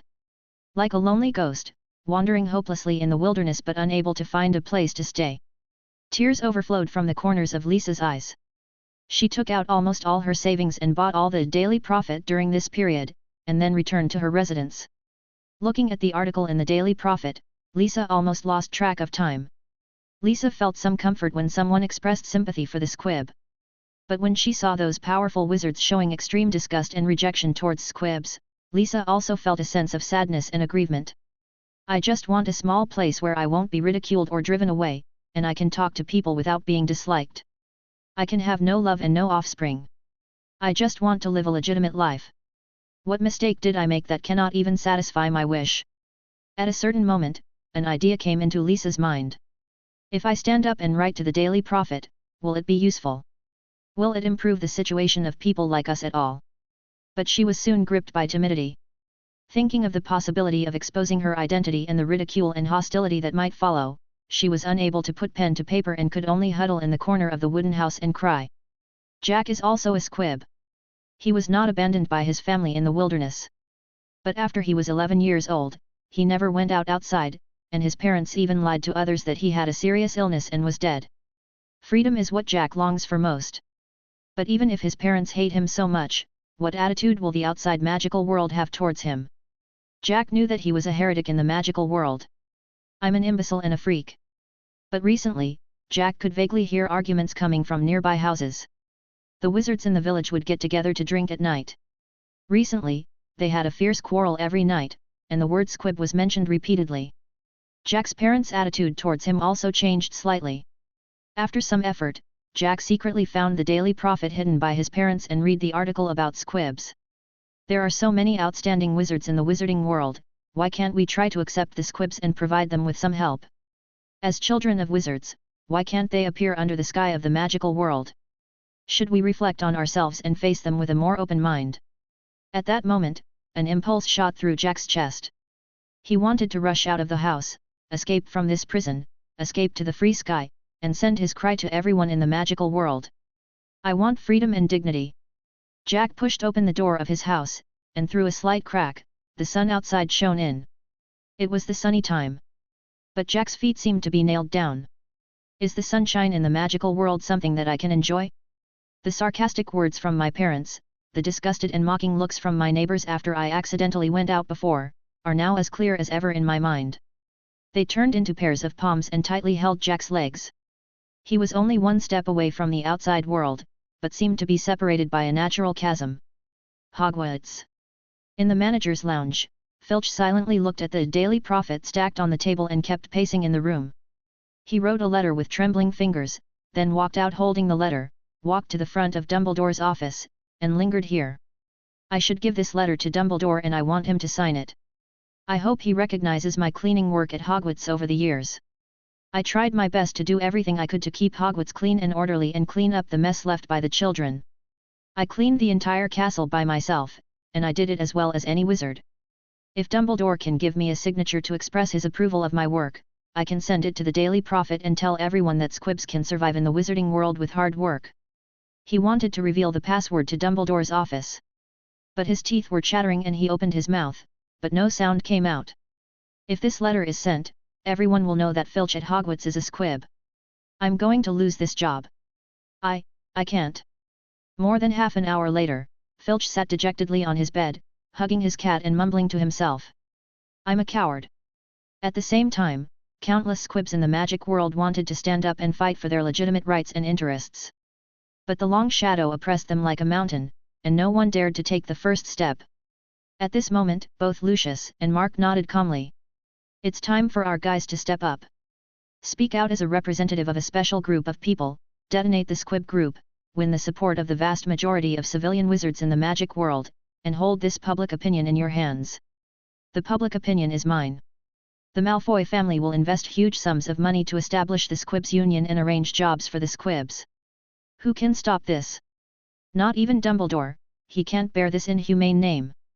On this day, a man stood up and occupied the front page of the Daily Prophet the next day. The title of this issue of the Daily Prophet is, Yes, I'm a Squib. Chapter 62. In today's magical world, the voice of a squib silences countless people. This is a man in his early 30s. He looks like the most ordinary British man, but his face has a weathered look, his clothes are in tatters, and his hands are covered with calluses. He seems to have suffered a lot. He came to the Daily Prophet for an interview, and the content of the interview formed a report that moved countless people. I'm a squib, born in the magical world but unable to use magic. Not even until I was 11, when I never showed the traits of a magical riot, my parents decided I was a squib and abandoned me. I even forgot what day it was.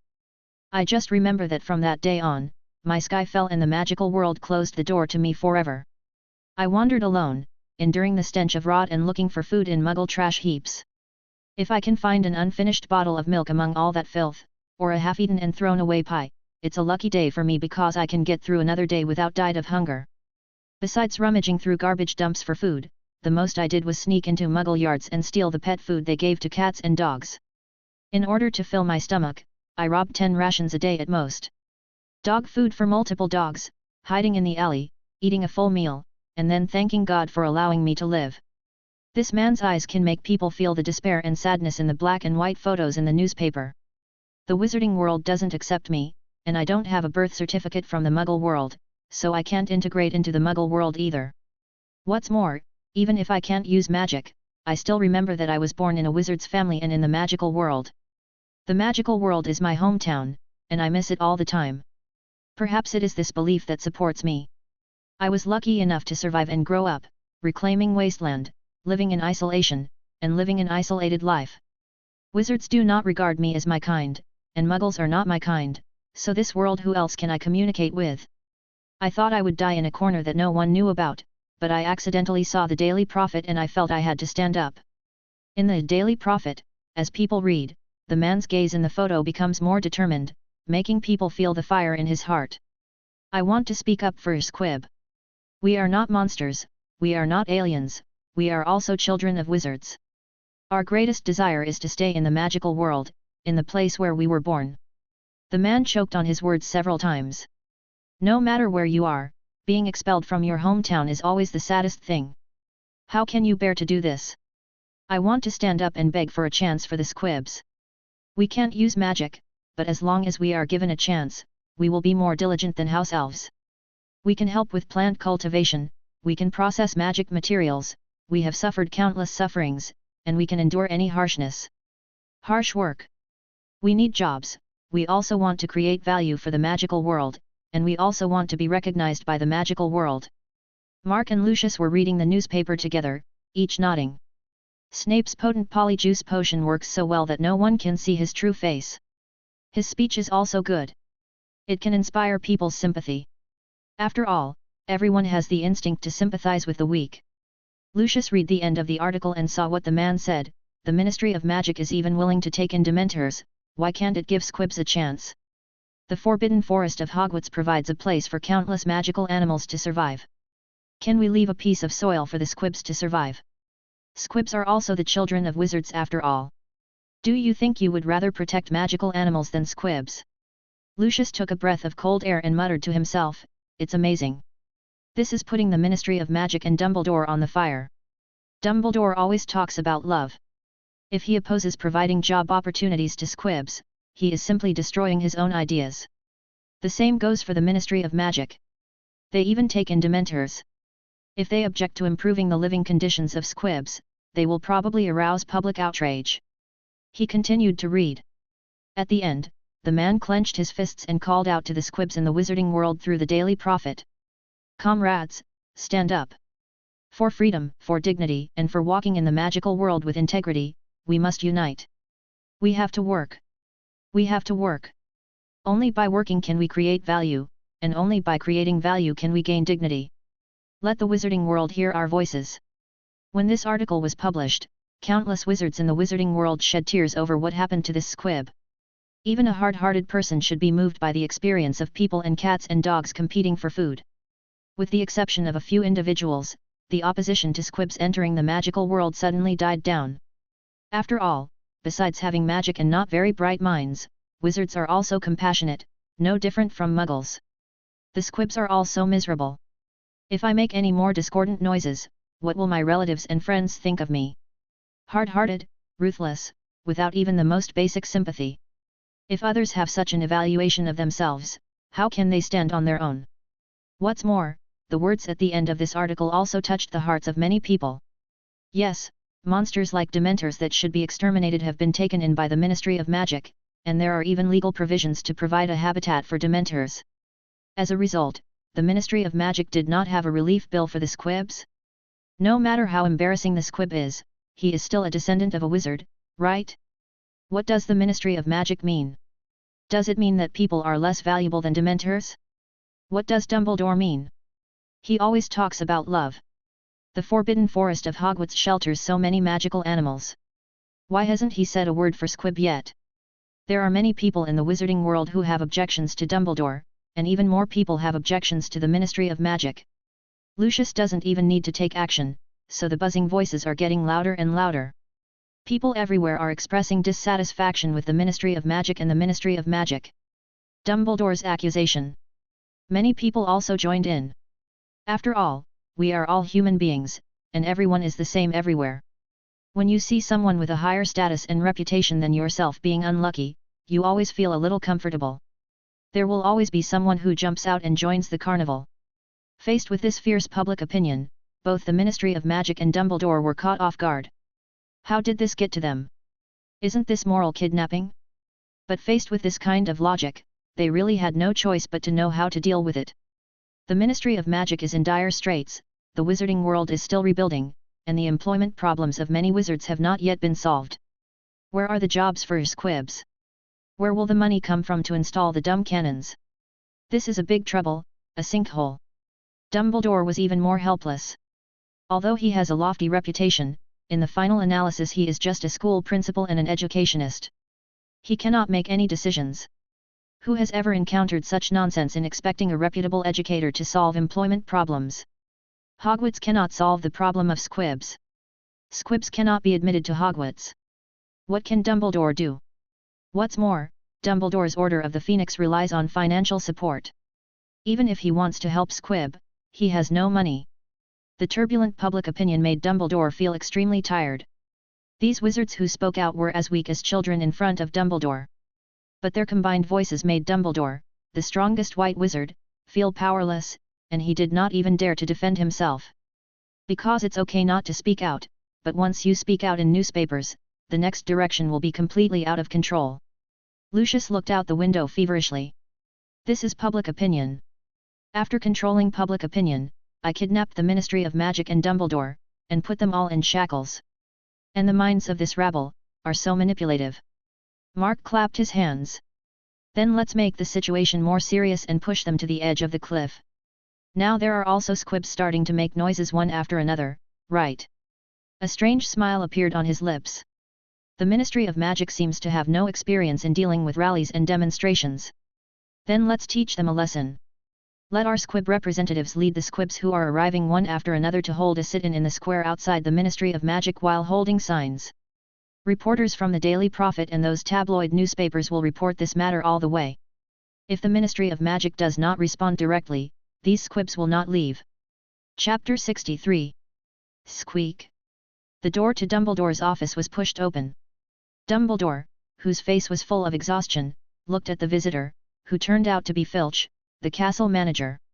Seeing him, Dumbledore sighed softly. Mr. Filch, is that why you're here? Have you made a decision? Filch had an unprecedented calmness on his face, as if he got the courage to support himself from nowhere. He nodded, yes, Principal Dumbledore. I am very grateful to you. Even though you knew I was a squib, you were still willing to take me in and make me the administrator of Hogwarts Castle. This is the greatest luck in my life. But I can't run away like this anymore, Mr. Principal, my peers are running around crying, and I can make their voices louder by standing up. I want to join their rally, Mr. Principal, and I also want to clarify to them that you have done what you can for the squib group, and it is not like what the malicious voices outside said. Dumbledore took off his glasses, wiped the dirty lenses, and sighed heavily. Go ahead, Mr. Filch, it's a brave decision. A gentle smile appeared on his face. I see your progress, Mr. Filch. I think you have a true Gryffindor heart. Filch showed a flattered smile on his face, saluted Dumbledore, and then left Hogwarts Castle with his luggage. In the principal's office, Dumbledore watched Filch leave, not knowing what to think. The human heart is the most powerful magic in the world. This experience has once again strengthened my thoughts. It is already the third day of meditation. Dumbledore shook his head bitterly, feeling a mountain-like pressure on his body. He sat at the desk in the principal's office and wrote a letter to the Daily Prophet, explaining his sympathy for the squibs and the fact that he was indeed unable to solve the squibs' treatment. In this letter, Dumbledore kicked the prickly ball to the Ministry of Magic. I have always sympathized with the squibs. I have always considered them part of the wizarding community, and I myself have tried my best to provide jobs for the squibs.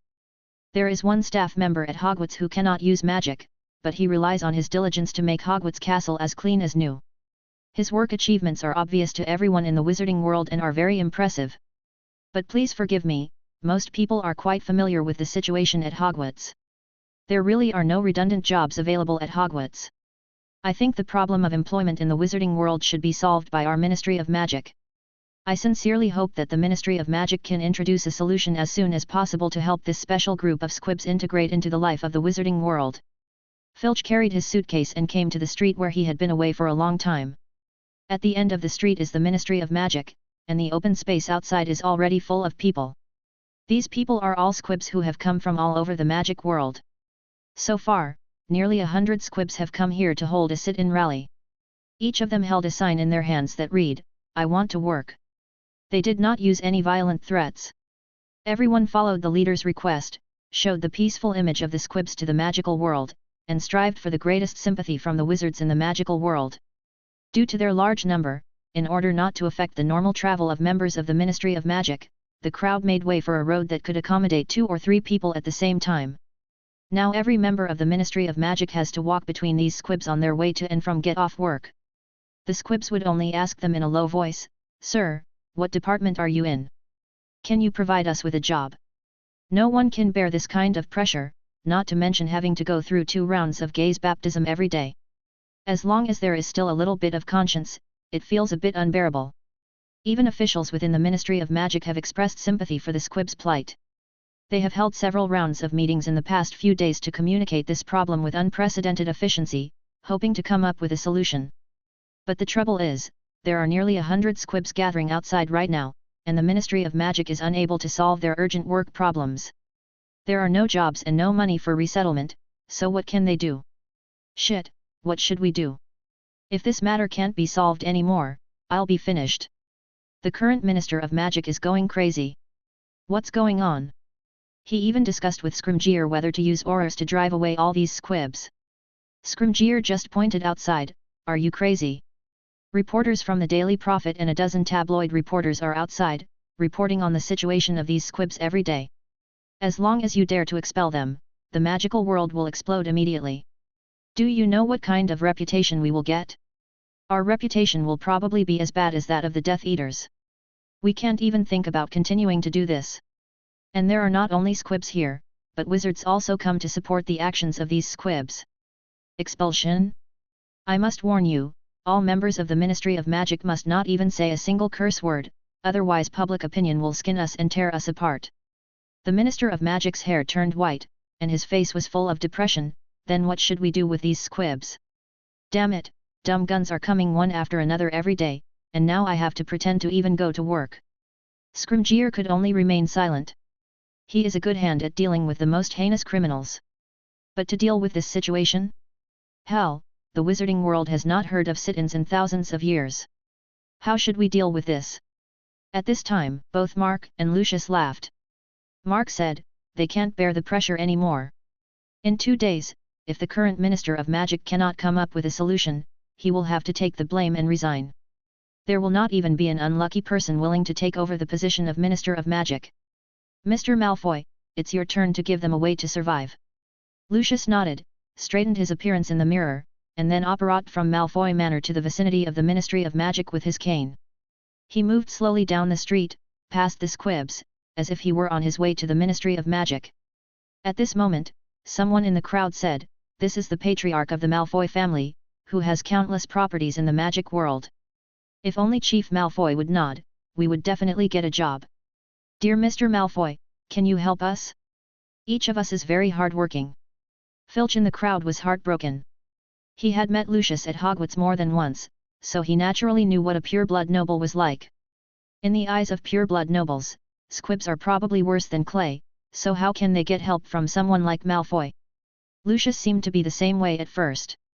He didn't even bother to look at these squibs and walked straight forward. There was despair in the eyes of the squibs, and unprecedented frustration enveloped their hearts. Is it really impossible for me to integrate into the magic world? Until the next moment, a dirty little hand grabbed Lucius's cane, and Lucius was forced to stop. He looked down sullenly, only to see a pair of pure eyes, a little girl of 12 or 13 looking at Lucius timidly. "Mr. Malfoy, I have no home. I want a family, I'm very capable, I can do laundry." Lucius took out his cane, and the squibs next to him were all worried, fearing that Lucius would hurt the little girl who had offended him. But no one expected that the next moment, Lucius sighed softly. Regardless of the noble appearance, he squatted down, held the little girl's hand, gently touched the little girl's head, and said something into the little girl's ear. Then Lucius stretched out his hand and pulled the hook with the little girl, as if they had agreed on something. Click, click. How could those reporters let go of such a classic scene? It would be one of the most shocking photos in the history of the wizarding world. In the dazzling flashlight, Lucius's eyes were complicated, allowing reporters to perfectly capture the struggle between pride and humanity. Until the end, Lucius showed a rare gentleness in his eyes and said something that made the magic world boil. The Malfoy family is willing to establish a squib resettlement institution to take in all abandoned squibs, provide them with education, and be responsible for providing jobs for all squibs. At this moment, after a brief silence, Thundering cheers rang out. The picture is so poor that you can see it, and you are invincible. Chapter 64. Click, click. The dazzling flashlights came on one after another, taking pictures of Lucius holding the little squib girl. The shorthand quills in the hands of a dozen reporters quickly recorded Lucius's words. Cheers sounded one after another. When the squibs and the wizards who came specially to support the squibs heard Lucius's words, they were shocked at first, and then fell into ecstasy. Hail! Malfoy! Hail! Long live the generosity and kindness of the Malfoy family! The movement here immediately spread to the Ministry of Magic. The Minister of Magic was startled when he heard the shouting from outside. He almost thought that these squibs had rioted and were coming to attack the Ministry of Magic. If such a bad incident occurs on his watch, no matter what the outcome of the incident is, he will definitely be labeled as incompetent. His political opponents will not let him go, and neither will the angry people. Am I going to resign like this and go back to the country to live a leisurely life of doing nothing? No, no, damn it! The Minister of Magic's eyes were bloodshot, but then he heard cheers from the members of the Ministry of Magic outside the office. Oh my god! Malfoy is willing to take over the squib thing. Yes, they pure-blooded nobles have piled up so much gold in Gringotts. The Malfoy family's properties are everywhere. If he is willing to take over, that will really help us solve a big problem. Hearing this, the Minister of Magic's heart suddenly relaxed, and he even lost all strength. He stumbled backwards and sat down in his chair. Huff, huff, his breathing was extremely heavy, and his whole body was in the ecstasy of surviving a desperate situation. Malfoy, that's very helpful. There was soon a knock on his office door. Several of his confidants came in, Mr. Minister, regarding the Malfoy family's placement of squibs. Many of these squibs are unidentified. They should have been born in some remote wizarding settlements and have not left any records at St. Mungo's Hospital. Should we first find out the identities of those squibs before proceeding? A Ministry of Magic official added. And this time, something feels very wrong. It seems that there is a force behind it that wants to carry out some conspiracy through these dumb guns. The Minister of Magic sneered. Conspiracy? Only someone with a broken brain would believe that there is no one behind these dumb guns. But they are just tools. Oh, what threat can a group of squibs without magic pose? The people behind them want to take advantage of the public opinion caused by the squibs. As for their goals, the Minister of Magic's eyes were very cold. Let the squib sit quietly outside. Haha, this is putting the Ministry of Magic on the fire. If Lucius Malfoy hadn't happened to come over today and be surrounded by these squibs and help us get out of the siege, otherwise we would be the first to be unlucky. This matter has not passed yet. Don't do anything to those squibs. They are just being used. Don't draw fire to us again. Leave Malfoy to place the dumb guns. No department is allowed to set up a jam. He must place the dumb guns as quickly as possible. As for the investigation, you should arrange a few people to investigate. Don't use Scrimgeour's Aurors, and don't use people related to the Order of the Phoenix. How long has Scrimgeour been working in the Auror office? With such a high reputation, it is inevitable that he will want to be the Minister of Magic. As for Dumbledore, well, no Minister of Magic should be wary of him. I don't know how many people are looking forward to him becoming the Minister of Magic. Don't let go of other suspects. Let me check them all secretly to see who wants me to step down. The next day, the Daily Prophet took the rare step of devoting an entire page to a photo. In the photo, Lucius Malfoy is squatting on the ground, holding a little squib girl, with an expression of aristocratic pride struggling with humanity in his eyes. Since the photos of the wizarding world are animated GIFs, the Daily Prophet also gave just the right close-ups of Lucius's eyes. The combination of the two perfectly conveyed Lucius's changes in mood to all readers.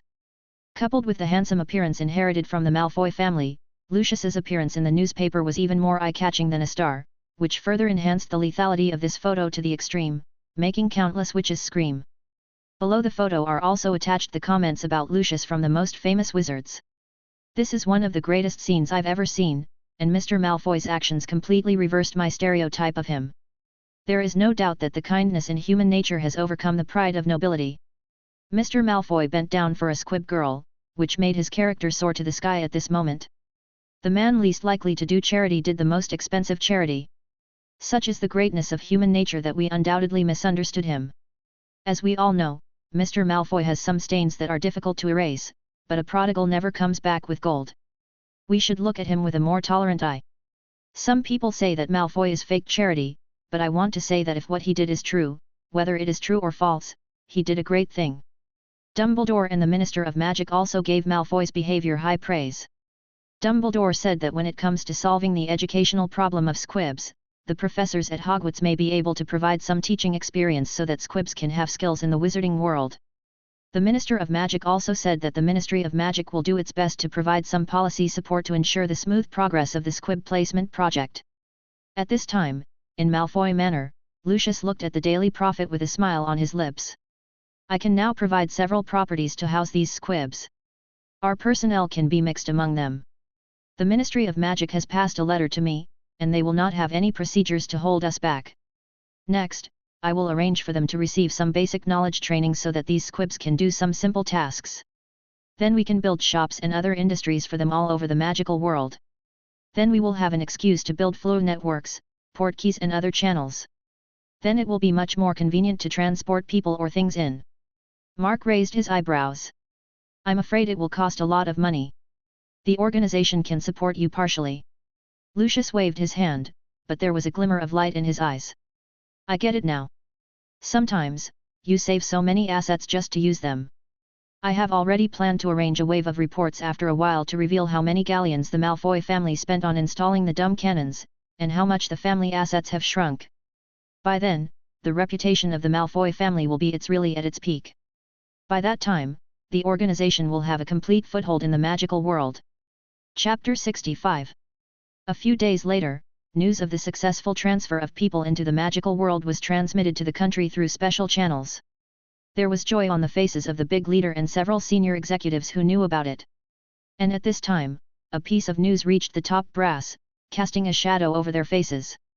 Hunky Automobile Factory originally made an agreement with Neon Honda to introduce a batch of high-precision parts from them for the assembly of automobile products in the second half of the year.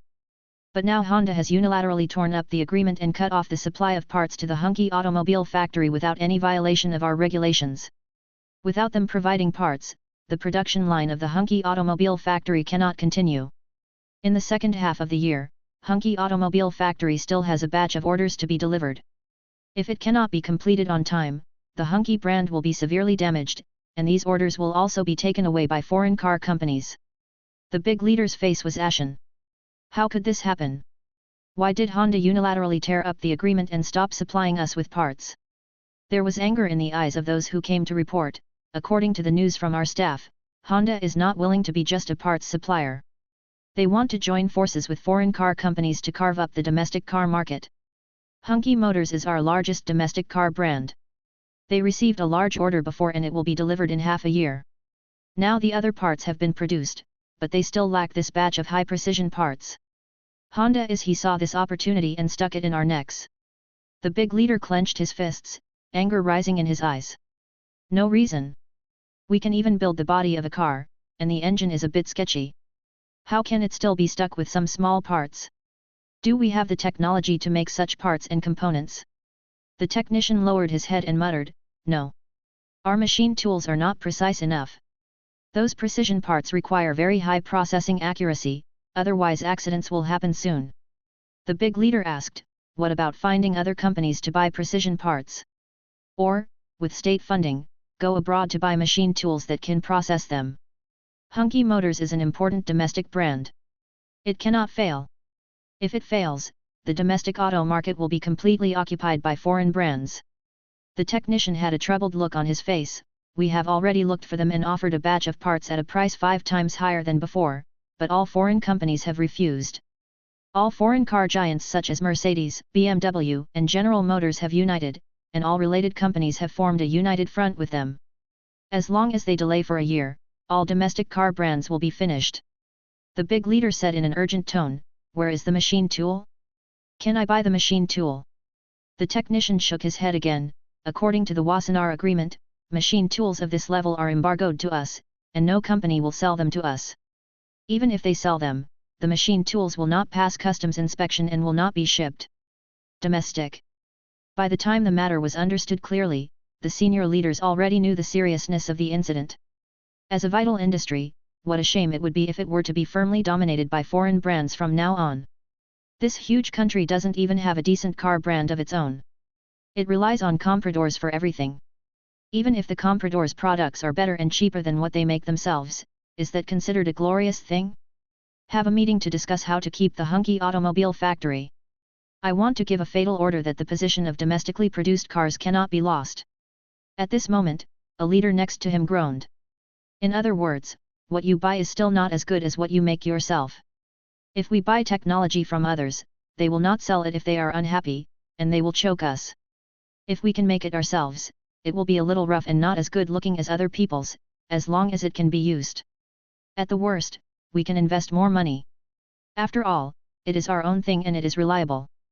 Having said this, a thought flashed through the leader's mind, which was exactly what Mark had told him before in China. The magical world breaks the constraints imposed on China by the Wassenaar Agreement. Open up a technical lifeline from there. He took a deep breath and connected to the special channel. Assign an urgent task to the executor of the wall-breaking plan. They must find a way to transport a high-precision machine tool to the country as quickly as possible. The country is willing to pay any price. In less than half a day, this task was passed to Mark's hands. He also understood the current predicament in the country. Mark frowned. We have just entered the magic world and have not yet established ourselves. Do we need to transport a machine tool there as quickly as possible? He breathed out softly, thought for a while, and nodded. Well, I hope this is the start of a good collaboration. I will do this as quickly as possible.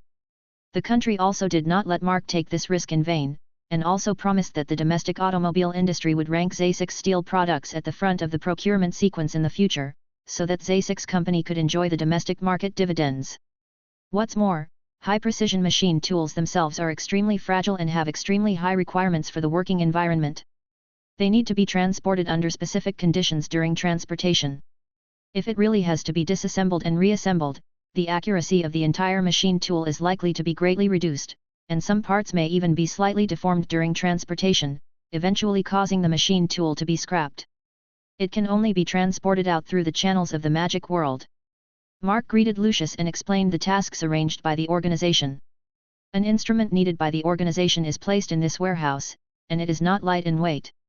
Is there any way to transport it to an already departing ship without anyone noticing? Lucius thought for a while. Perhaps a large porte-quay could do that. Set a door key on the ship, and set another one in the warehouse. Triggering the door key will send the instrument there. But according to what you said, this door key is probably quite strong, enough to teleport 20 people at once.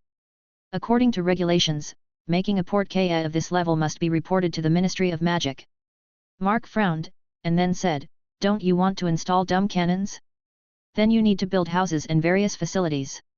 Use this reason to report to the Ministry of Magic, saying that we need to transport a batch of materials to house the squibs, so we need to be approved to use the large porte-quay. Then we porte-keyed the instruments out as quickly as possible." Chapter 66. Hurry, hurry up. Lucius paced anxiously at the door of the warehouse, taking out his pocket watch from time to time to take a look. He had gained a lofty status yesterday, but it happened that the Weasley family, a pure-blooded family that couldn't be more pure, was living in such embarrassment that they couldn't even afford to raise children. Pure-blood shame, the Malfoy family and other nobles have always called Weasley this way, so the relationship between Lucius and Mr. Weasley has always been quite bad. After the two met, each other's expressions were not very good. A colleague on the side pulled Mr. Weasley's sleeve, and Mr. Weasley said dryly, "I am more experienced in creating portkeys. I used to create portkeys for some large Muggle items and transport them to the wizarding world. So let me come this time too." Lucius originally wanted to make a sarcastic comment, but for some reason, he suddenly remembered the course he had studied recently and held back the sarcastic words that were about to come out of his mouth. Recently, after entering the magical world, the organization's staff also began to popularize the organization's philosophy to Lucius and Snape. Snape has always been interested in the concept of organizations since he read a book before, but he just suffered from the fact that there was no one to ask for advice, and many things were like reading from heaven. Now that there are dedicated theoretical staff to guide learning, Snape never fails in every class and has been studying organizational theory seriously. Lucius was originally very puzzled by Snape's performance. He felt that the so-called theoretical programs were all false and empty slogans. How could a calm wizard like Snape be bewitched by such theories? But by chance, he saw a few sentences in the course selection, and his views quietly changed. We need to clearly distinguish who is the target of unity and who is the target of resolute attack. This sentence shocked Lucius. He began to reflect on his past behavior. Was it because of his own likes and dislikes that he acted out of impulse and acted immaturely? Is there some force that I can fight for that has betrayed me because of my words and deeds, causing the Malfoy family to be in an embarrassing situation? The more he thought about it, the more he felt that the several theoretical anthologies the organization had put out to explain contained infinite wisdom. It seemed that they were the best strategies no matter what field they were in. From that time on, Lucius also started attending classes with Snape, carefully studying the organization's program, and writing down his learning experiences and summarizing theoretical learning results every day. They also formed a study group with members of the organization, and recently held a study session on the development path of the Malfoy family, which included a discussion on the Malfoy family's attitude towards others. Although Lucius was a little dismissive of this discussion on the surface, he wrote down all the results of the discussion in his mind and went back that night to review it all night. Now that he thought about it, he took back the sarcastic words he was about to say and nodded lightly to Mr. Weasley. "Arthur, please." Mr. Weasley looked at Lucius in surprise, not expecting Lucius to say such a thing. Lucius's face turned a little red, recalling the results of the study meeting. He suppressed another sentence. "I'm here for those squibs. There are still children waiting to be placed there, so Arthur, you'd better hurry up." Mr. Weasley almost thought that Lucius had been dropped. He recalled the evaluation of Lucius in the newspaper and sighed in his heart.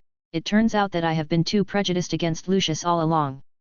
Although he has done wrong things, he is not the kind of vicious villain. Now he still knows how to help the weak. Although his aristocratic demeanor is a bit uncomfortable, it seems that he cannot be entirely blamed. After all, their circle is like this. Speaker. Hey, thinking about it this way, Lucius doesn't seem so annoying anymore. Mr. Weasley nodded to Lucius and hurried into the warehouse with his colleagues. They checked around and found no dangerous black magic items, so this routine was considered past. Then Mr. Weasley took out some materials from the bag and started sketching on the ground. Large portkeys take a little while and are not as random as small portkeys. Wait a minute, I'll finish it for you soon. Mr. Weasley fiddled with the door key and said something mysteriously. Speaking of which, Lucius, we have actually known each other for many years. When we were at Hogwarts, we were still ignorant and made many troubles. Contradiction. Lucius's expression was a little stiff and he didn't know how to answer. Mr. Weasley also looked a little embarrassed and stammered, I mean, maybe it was the contradiction at the time that made me have some prejudice against you. I always thought you were a bad person, especially what happened later. But now that I think about it, from your point of view, there are indeed some things that can't be helped. It's not all your fault. Lucius' scalp was numb. What exactly do you want to say? Mr. Weasley's face turned red. I mean, maybe I was biased against you before. I didn't expect you to be willing to help these squibs. In terms of behavior, you are greater than many people. So I want to ask for your forgiveness. I mean, if you don't mind it, I want to invite you to my house for a meal. Oh no, forget what I just said. I'm a little confused. You also know the situation in my family. It's different from yours. You definitely don't want to. Lucius looked strange. After a moment of silence, he actually said, No, Arthur. Although I kind of look down on the Weasley family, but you are also purebloods after all. Since you sincerely invite me, in a week I will take my wife and children to visit the Weasley family. Mr. Weasley was so startled that he almost broke the portrait he was setting up. Then, let's wait and I'll let Emily cook a table of delicious dishes. The awkward silence lasted for a while. Mr. Weasley wiped the sweat from his forehead and finally said with relief, Okay, the portrait is set up. He handed Lucius a silver-white cylindrical object. Put this at the destination and release a magic spell on it to activate the transmission function of the door key. When you want to transport, recite the incantation, and the items in this warehouse will be transported to the destination. After saying that, Mr. Weasley nodded and hurriedly left here. Lucius also held the door key. His face was a little complicated, and he kept mumbling. I am not compromising or groveling. I am following the experience summed up by the organization. One of the people in the organization said that you have to make a lot of friends, but you have to make a few enemies. I'm not trying to look good on Weasley and the others. How is that possible? I'm so sick of their pure blood shame. Chapter 67. The next day, a cargo ship from China was anchored in the port of London. At this moment, an emergency order was transmitted to the captain through the encrypted channel, and the order level was unusually high. The content of the order is for the cargo ship to return immediately. There is an urgent task that the cargo ship needs to perform. The captain was also shocked when he saw this command level. This was a command level that only appeared in textbooks. He didn't expect that he could actually encounter it. He did not dare to delay, so he immediately gathered the crew, replenished supplies that afternoon, and sailed out of the port of London that evening. Amidst the loud whistle, the crew members were a little confused. What the hell happened? Didn't we originally say we would stay here for 5 or 6 days? We have only been here for 2 days, and we are going back like this. We haven't loaded much cargo yet. We're going to suffer a huge loss on this trip back. What are you thinking, Captain? While they were discussing, cold sweat was already streaming down the captain's forehead. I don't know when, 2 people appeared in his room, the black muzzles were pointing at him, and 2 IDs flashed in front of him. Captain Who, from now on, this ship is commandeered for emergency missions. All radios are not allowed to contact the outside world privately. If violated, it will be regarded as violating the highest level of confidentiality law and leaking national strategic secrets. Captain Who had cold sweat on his forehead and nodded repeatedly. I know, I have received confidentiality training, I understand. I'm going to restrain the crew and ask them to move quickly. The 2 men nodded. In addition, no one is allowed to approach the warehouse, otherwise they will be shot. Please restrain your crew members. The captain did not dare to ask any more questions and quickly left the cabin and summoned the crew through the radio. Don't ask any more questions, don't say any more. We're all people trained in secrecy. We've been recruited for an urgent mission. From now on, everyone will hand in their mobile phones and I will personally guard the radio. No one is allowed to contact the outside world without permission. If discovered, they will be punished with espionage and treason. The crew members were also shocked and did not dare to ask any more questions. People in this industry have gone through some basic confidentiality training, and they all understand the consequences of what the captain says. Everyone obediently handed over their communication equipment and dispersed to their posts. As for the 2 people who suddenly appeared on the ship, they were holding guns and guarding the door of a cabin in the cargo warehouse. The machine tool has been transferred to the cabin through the door key. From now on, we can't leave the hatch even a step. This machine tool can't make any mistakes. Woo! During a burst of shaking, the freighter's whistle made a loud sound, and the entire freighter moved forward through the waves in the distance. From this day on, everyone from the captain to the crew was on edge. They suspected that important people or things might have been transferred to the ship and needed to be transferred immediately, so they urgently commandeered their cargo ship. But less than half a month later, when the freighter sailed into the waters near China, everyone was a little confused when they saw the battle ahead. What is that? Warship. There's a military exercise ahead. Is this coming for us? Just as the freighter was patrolling, the freighter's encrypted radio channel was connected, and a steady voice came from inside. You have done a great job and have made great contributions to the country. We are here to take you home. Stop where you are and let our personnel move your things out. The captain and crew members gathered on the deck, looking at the slowly approaching warship. They all lowered their heads obediently, knowing that they might be involved in something big. Soon, a group of heavily armed soldiers boarded the ship, controlled the captain and crew, and then met with the 2 men guarding the cargo warehouse. The 2 of them also breathed a sigh of relief. The things are in the cargo hold. Be careful when carrying them. The captain and crew stared at the deck, not daring to raise their heads. Only through the corner of their eyes did they see a big guy being transported out of their cargo hold, and then being lifted up by a helicopter and transferred to a nearby ship. On the warship, the group of people breathed a sigh of relief, and then an officer motioned to the captain to sail to another course. In order to avoid leaks, everyone must undergo the highest level of confidentiality training and sign a confidentiality agreement before they can go home. Before that, please stay at our naval base for a while. At this time, this high-precision machine tool, which had been transported back from the UK with great effort, was already being transported to the land as quickly as possible. Ashore. As early as when the high-precision machine tools were transported to the cargo ship, a group of experts in the machinery manufacturing and processing industry were gathered, but they didn't know why. But on this day, when a team of soldiers escorted a sealed box, the experts also understood that they were probably summoned just for this big guy. What's in here? Isn't it a satellite wreckage? I don't see it. Maybe it's some new foreign equipment. No matter what it is, if it can bring all of us together, it must be something extraordinary. They thought about a lot of things in their minds, but when the box was placed in a special room and opened, and saw what was revealed inside, everyone seemed to be deafened and mute by the bomb, and they all stayed there. After a long while, a white-haired academician yelled and wanted to rush forward, but as if he was in a dream, his feet became weak and he couldn't exert any strength at all.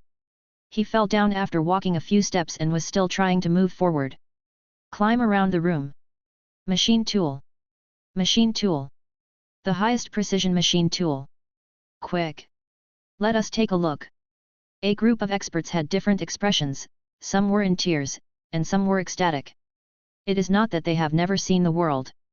Many of them have been to Western countries for exchanges and are even quite famous in Western countries. Of course they have visited machine tools of this level. But in China, this kind of machine tool is a rare treasure. Why do you say that? It is not that there are no machine tools of this level in China. Some foreign companies have sold them to China. But these machine tools, without exception, are all locked in a secret room, with more than a dozen cameras monitoring them. Is this a domestic protection measure? No, it's not. They are locked away by foreign companies. According to regulations, although a lot of money has been spent domestically, machine tools must be monitored by foreign technicians. What's even more ridiculous is that if you want to use machine tools in China, you must submit a detailed application. Only after the technical personnel of the foreign company agree, can foreign personnel operate the machine tools for processing. In other words, the country has spent a lot of money, but they can't even touch the machine tools. Whatever we want to build, we have to wait for foreigners to agree before we can ask them to use machine tools to build it. Due to such restrictions, projects involving military industry and various high-end processing fields are simply not allowed to be completed by foreign countries. Under the circumstances, we did not dare to act rashly and could only endure this ridiculous restriction to avoid an even more harsh blockade. Therefore, even though this is just a machine tool, it can affect the most sensitive emotions of practitioners in related domestic industries. How can these experts not be extremely excited when they see a machine tool that belongs to us? The orders from superior leaders were passed down at the same time. From now on, all your scientific research tasks will be put aside. The most important task is to figure out how to use this machine tool. And you must use this machine tool as an industrial master machine to process high-precision machine tools belonging to China in the shortest possible time to save the domestic automobile market. The road ahead is long and the task is arduous. We don't have much time, so we need to start quickly. Chapter 68. When they heard the orders issued by their leaders, the experts took a deep breath and felt the weight on them. Hunky Automobile Factory is the benchmark in the domestic automobile industry and the last hurdle to defend the automobile market. If Hunky Automobile Factory collapses, it means that the domestic automobile industry will completely become a feast for foreign car companies, and the future market of tens of billions will be divided up by foreign car companies. It is of great significance to defend Hunky Automobile Factory. The strategic significance of the industrial base machine mentioned by the leader in the order is even more important. The so-called industrial mother machine, as the name suggests, is a device that can manufacture other industrial equipment. Generally speaking, cutting machine tools that can process other parts can be called industrial mother machines.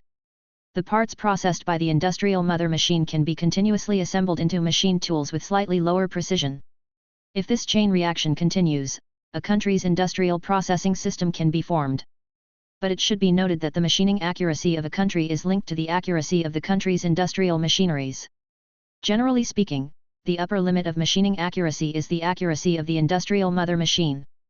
After all, the accuracy of all other machine tools produced by the mother machine is slightly inferior to that of the mother machine. Therefore, whether a country's industrial machine technology is advanced or not, to a certain extent, represents the country's industrial technology level. Prior to this, the accuracy of China's domestic industrial machine tools was even worse than the second-class foreign machine tools. Therefore, the entire domestic machining accuracy was not enough, and it could only do rough machining, but not fine machining. But now that we have this machine tool, we can use this machine tool as an industrial mother machine to continuously manufacture high-precision machine tools, so that domestic machining capabilities can be qualitatively improved in a short period of time. It can be said that the significance of this machine tool to the country is absolutely worth it. One machine tool can save nearly 10 years of time in related domestic industries. Without it, if domestic industrial machines want to break through despite being blocked by technology, they would have to rely on manual work to polish thousands of parts under a microscope to sufficient accuracy, and the error tolerance would be outrageous. Hey, there's no time to waste, everyone, please read the manual and understand the technology of this machine tool as soon as possible. You must also pay attention to confidentiality. From now on, try not to go out. When you need to go out, you must register and be accompanied by a confidential person. From this day on, the most powerful brains in the machining industry began the process of staying up late to tackle the problem. On the other side, leaders are also paying close attention to the development of the situation. When he learned that the experts were working tirelessly to tackle key problems, the senior leader breathed a sigh of relief and rubbed his tired eyes. But just a few days after the situation was relaxed, another extremely bad news came from the Hunky automobile factory. Some manufacturers who had booked small orders before, but I don't know where they got the news, have requested to supply some products in advance. According to the current trend, our previous inventory of high-precision parts may be bottomed out soon. It was bad then. Those foreign car companies had reasons to ask us to deliver some orders in advance. Once we failed to deliver, the Hunky Motors brand would be ruined. The big leader's heart was lifted again after he had just put it down. Estimate how long you can sustain it in the worst-case scenario. News came from the Hunky automobile factory. We have taken back Hunky auto parts from branches across the country, and are also purchasing them from other small domestic car companies. But even this is a drop in the bucket. We can last for another 2 months at most. And now there are gradually rumors that Hunky automobile factory is going to die. If domestic consumers lose confidence in our domestic brands, it will be even worse. The big leader exhaled heavily, feeling a dull pain in his temples. This situation is very serious. China has developed very well in the past few years, but this momentum has also alerted Western countries. Their continuous introduction of technological blockade measures also proves this. Western countries just want China to be their sweatshop and are not willing to share any high-end technology with China. This situation must be broken, and support for the wall-breaking plan must be increased. The time for the wall-breaking plan has to be moved forward. Within 5 years, greater achievements must be made. The big leader's eyes were extremely sharp. How can China be beaten down by such a small wave despite the strong winds and waves it has passed through? He spoke to his secretary, and within 2 hours, a document was passed on. On this night, outstanding young scholars in the field of mechanical processing and most of the 8th level technicians received urgent recruitment notices, and were sent overnight by vehicles from all over the country to bases where high-precision machine tools are stored. A huge state machine started to move, and every gear burst out with powerful power. Big leaders also visited the scene several times. You only have 1 month to fully understand this machine tool and use it as an industrial master machine to manufacture second-class machine tools. Within 1.5 months, an assembly line will be formed to provide the necessary parts for Hunky automobile factory and maintain this domestic brand. Thanks for your hard work. Boom, boom, boom, the on-site research team beat their chests. This group of people is fighting for the rise of China. While China was carrying out technological research, foreign car companies also began to manipulate public opinion, revealing inside information one after another, directly targeting Hunky automobile factory. Hunky automobile factory was sanctioned due to violations, and the relevant manufacturers refused to provide core components for Hunky automobile. Immoral competition. Hunky Motors' unfair competition in the market has been boycotted, and it deserves the sanctions. One report after another appeared, causing considerable repercussions abroad. Forget about just foreign countries, but there are still some guys in China who are similar to the public intellectuals and big VS of later generations. In this era of extremely low self-confidence, these people are deeply attracted by Western life and feel that the air outside is sweet. If their swimming skills were not up to par, they would have wished they could have swam across the Pacific Ocean and set foot on the free land they dreamed of. Some of these people also used money to do things, and began to concoct some remarks, and began to spread them in large quantities under the influence of some forces with ulterior motives. What bad habits, illegal operations, and all kinds of news from unknown sources popped up from them, disclosing the current status of the hunky automobile factory that should be secret, in an attempt to cause panic. And they did. The people at this time were not as good as they would be a few decades later. They had not experienced the baptism of the information age and had no ability to discern these messages. For a time, everyone thought that the hunky automobile factory was going to be finished. But just when public opinion was raging and everyone believed that Hunky Motors was going to be thrown into hell by Western sanctions, that night, a meeting scene appeared on TV. Leaders of Hunky Automobile Factory angrily accused foreign car companies of despicable behavior.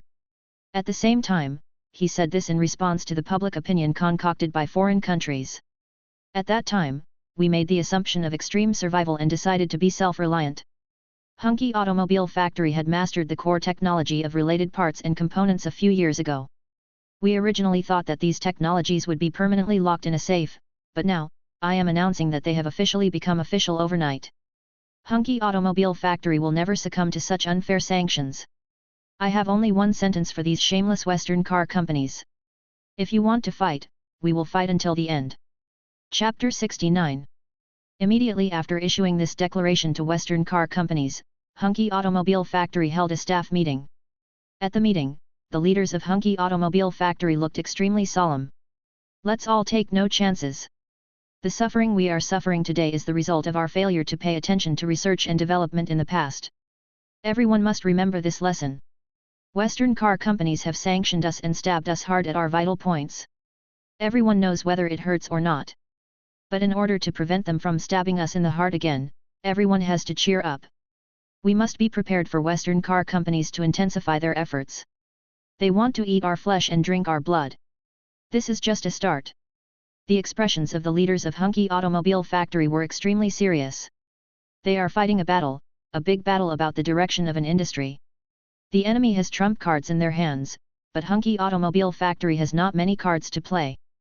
But now that they are sitting on this poker table, the value of the chips placed in front of them has long been far beyond that of a Hunky Automobile Factory.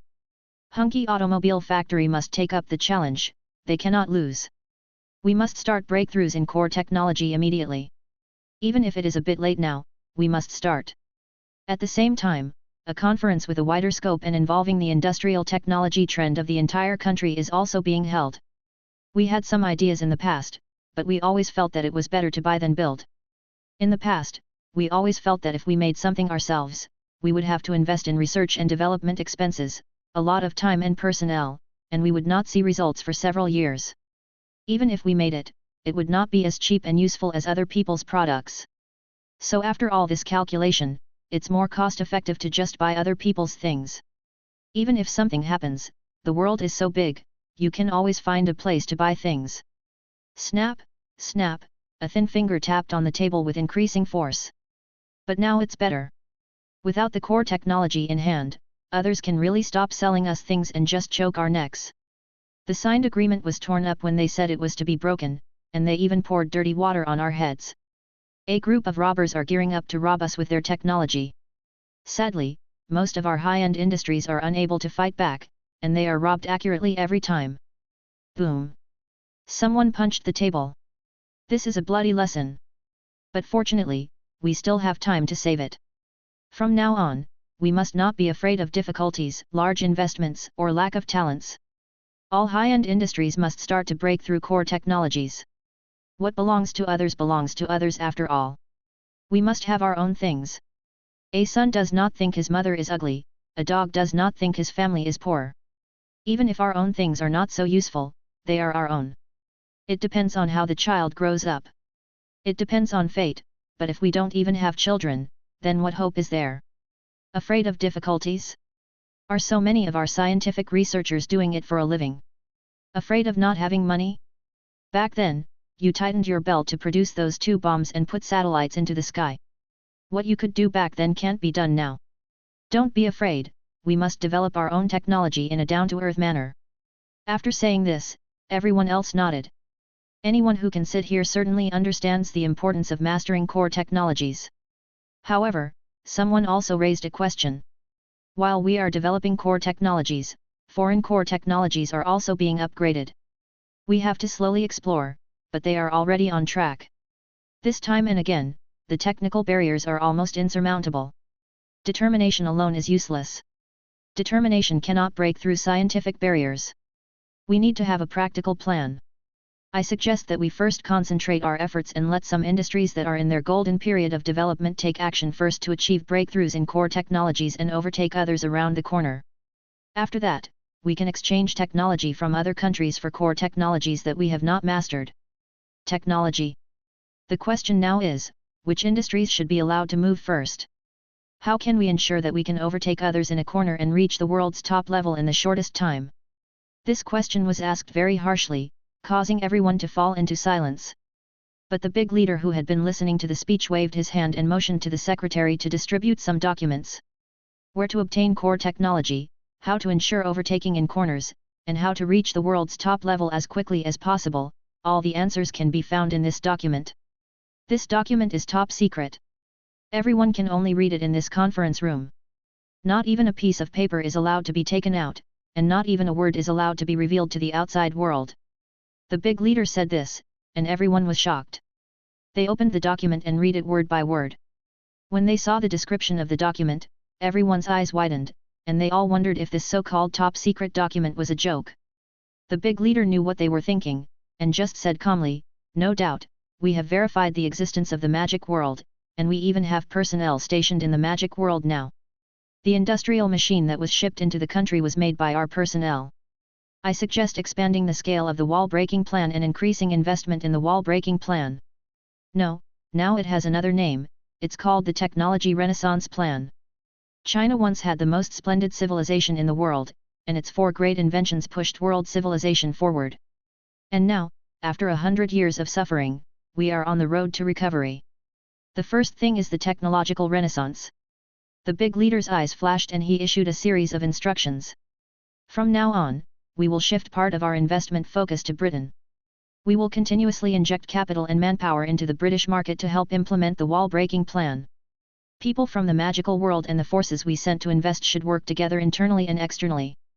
The goal is to equip our country with the ability to transfer equipment from anywhere in Britain within 2 years. We want to use Britain, a long-established power, as our transportation transit station, and ask the Queen and Prime Minister to be our transportation captains. The first phase of the investment plan is £35 billion. Within 6 years, we will reach the world's top level in some high-tech fields, obtain most of the authority from the magic world, and start developing magic world knowledge. Within 10 years, completely control the magical world and sweep the old forces of the magical world into the waste paper pile." Chapter 70. After the wall-breaking plan was upgraded to a technology revitalization plan, a large amount of funds were redirected towards Britain. Some of these funds flowed to Zayasic Company in the name of high-priced orders and technology purchases, making the funds available to Zayasic Company unprecedentedly abundant. Using these orders as collateral, Zayasic's company was able to borrow a terrifying amount from all banks in the world. When Marin saw these order figures, even though she had become a famous business tycoon over the years, her heartbeat could not help but accelerate. It's terrible. In such a short period of time, China was willing to mobilize such a huge amount of funds and power and invest it in my hands without hesitation. The capacity of this country to act is amazing. Mark also issued an order to Marin. Now that you have sufficient funds, don't be stingy. Zayasic Company has enough capital to extend its hands to other industries. The semiconductor industry is still at the end of its rapid development. Enter the market now, eat up a number of companies, and still enjoy the dividends of this era. The next step is for Zayasic to enter the semiconductor industry and acquire high-tech technology. This is exactly the technology that China urgently needs. At the same time, Mark also conveyed an order. According to the news, Western car companies also plan to upgrade the technical sanctions on Hunky Automobile Factory and stop supplying more core technologies. Hunky Automobile Factory will not be able to hold on anymore. It is now a domestic benchmark. If it is knocked down, China's losses will far exceed the profits of the automobile industry, and even national self-confidence may be damaged. We need to use our resources to help so that those car companies have no time to take care of the Hunky Automobile Factory. Marin thought carefully about Mark's meaning. She has been working hard in the shopping mall over the years, and her methods have become completely different from what they were in the past. She will definitely not be weaker than any business tycoon. If it were in other industries, she would still find it a little difficult. But since it is the automobile industry that is closely related to the steel industry, it is still easy to achieve this with the resources Marin has. After all, Zajacsek has achieved a pivotal position in the British steel industry over the years. Almost all the top steel products in the world rely on the technology mastered by Zajacsek company. Marin immediately began to contact the steel companies that had close ties with Zajacsek's company. In less than half a month, Zajacsek and several other steel companies simultaneously announced that they would adjust the supply of low-density, high-strength steel that is now commonly used in high-end automobiles. Almost all car companies at the top of the food chain have had their supply of high-strength steel cut, with only Mercedes and General Motors seeing an increase in their supply of high-strength steel. As soon as this announcement came out, the American and European automobile industries immediately fell into a state of imminent trouble. The supply of high-strength steel is limited, and other car companies are bound to reduce the production of high-end cars. However, Mercedes, the largest car company in Europe, and General Motors, the largest car company in the United States, can increase production significantly. But will other car companies let their market share be swallowed up by Mercedes and General Motors?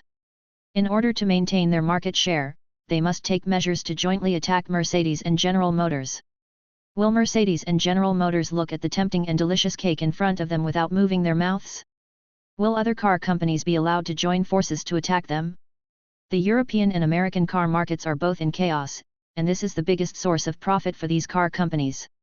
Their hometown is in chaos, but they still want to allocate energy and funds to open up the market. You must first protect your basic market and try to profit from this storm. Suddenly, the entire automobile industry was in chaos. Only Hunky Automobile Factory took a breath of precious air at this time and had precious preparation time.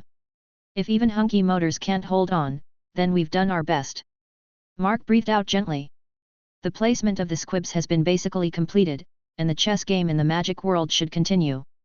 A glimmer of light flashed in his eyes, and 2 complex runes appeared in his eyes. It's time for the magic world's technology to be developed. First of all, I still need an identity that is convenient for me to walk around. It is really inconvenient to hide behind the scenes all the time. I still need an identity on the surface.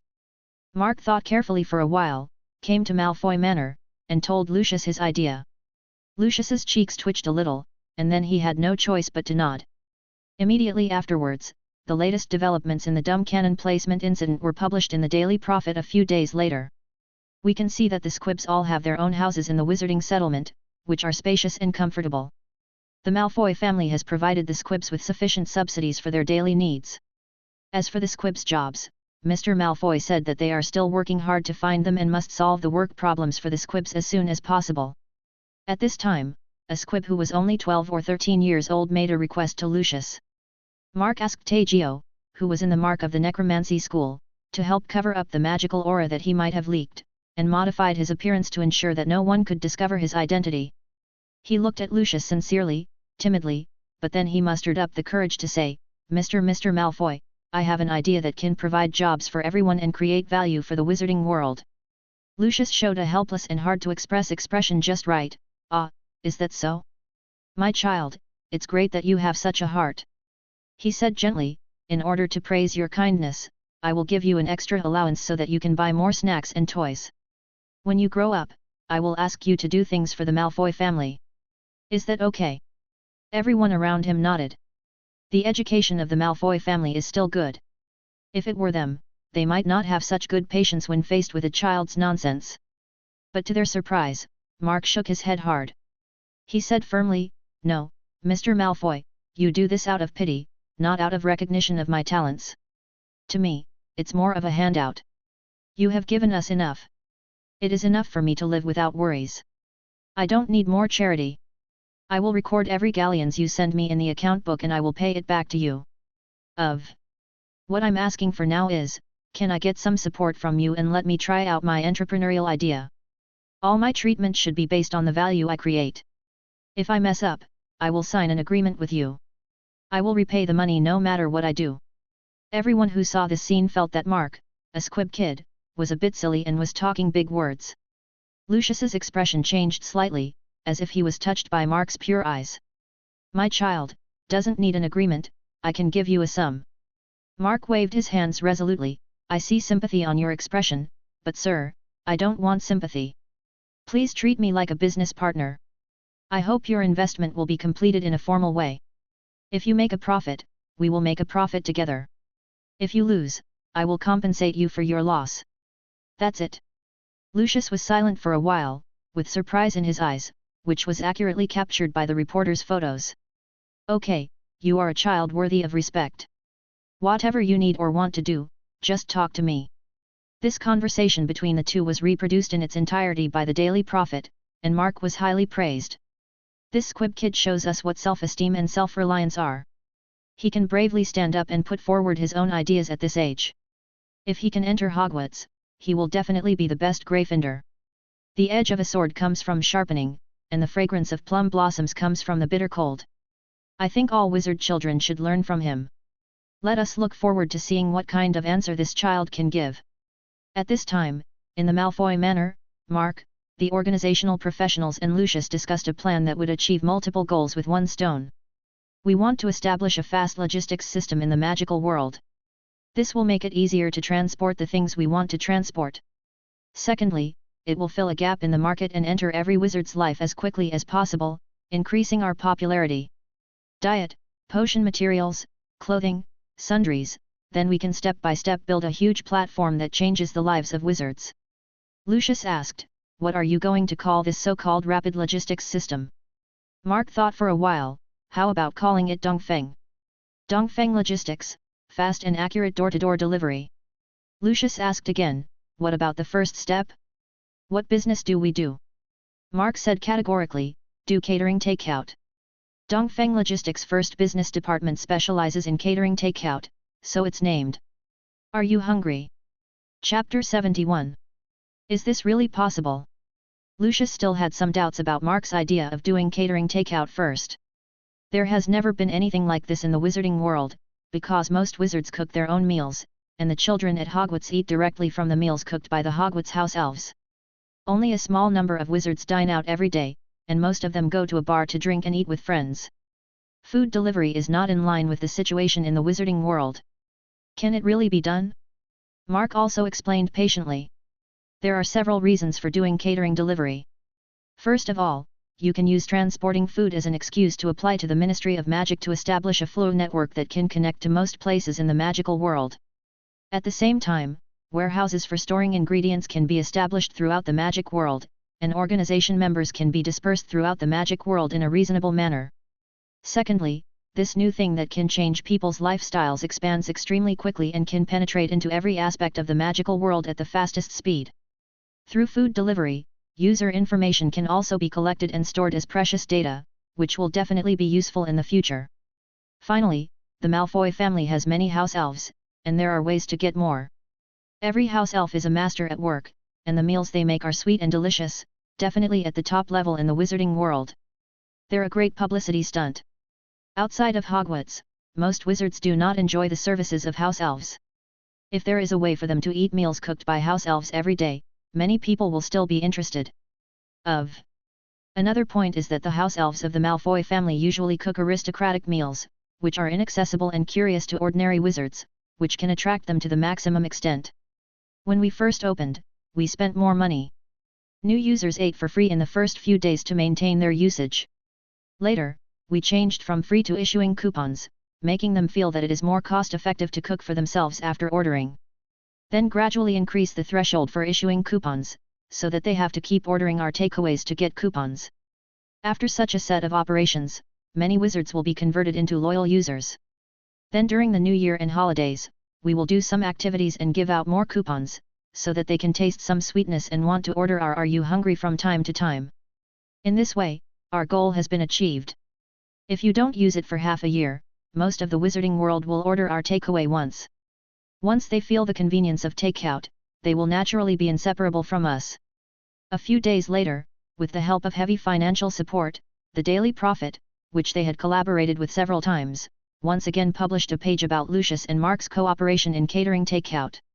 On this page, there are animated GIFs with food themes. Are you hungry? Beef macaroni, carefully selected high-quality beef, you can enjoy it and eat it to your heart's content. This photo was taken based on Master Kong's braised beef noodles. Are you hungry? Mint beer, it cools your heart and makes your heart soar. This picture was taken using the water like a spring spell, which makes people feel the coolness coming from the face. In the largest photo, the house elves are standing at a long table, and then a long lens zooms from one end of the table to the other, first taking a high-altitude panoramic view, and then slowly diving down to give a close-up of each dish. Finally, it settled on the face of a tall, thin wizard. The wizard seemed to have been hungry for 2 or 3 days and kept swallowing the food on the table. Every bite of chewing made people feel his joy of eating through the photos, conveying the deliciousness of the food. When this gif was put to the end, a line of small words appeared. Come now, are you hungry? Place an order and you can receive your noble meal for free. This event lasts for 7 days. What are you waiting for?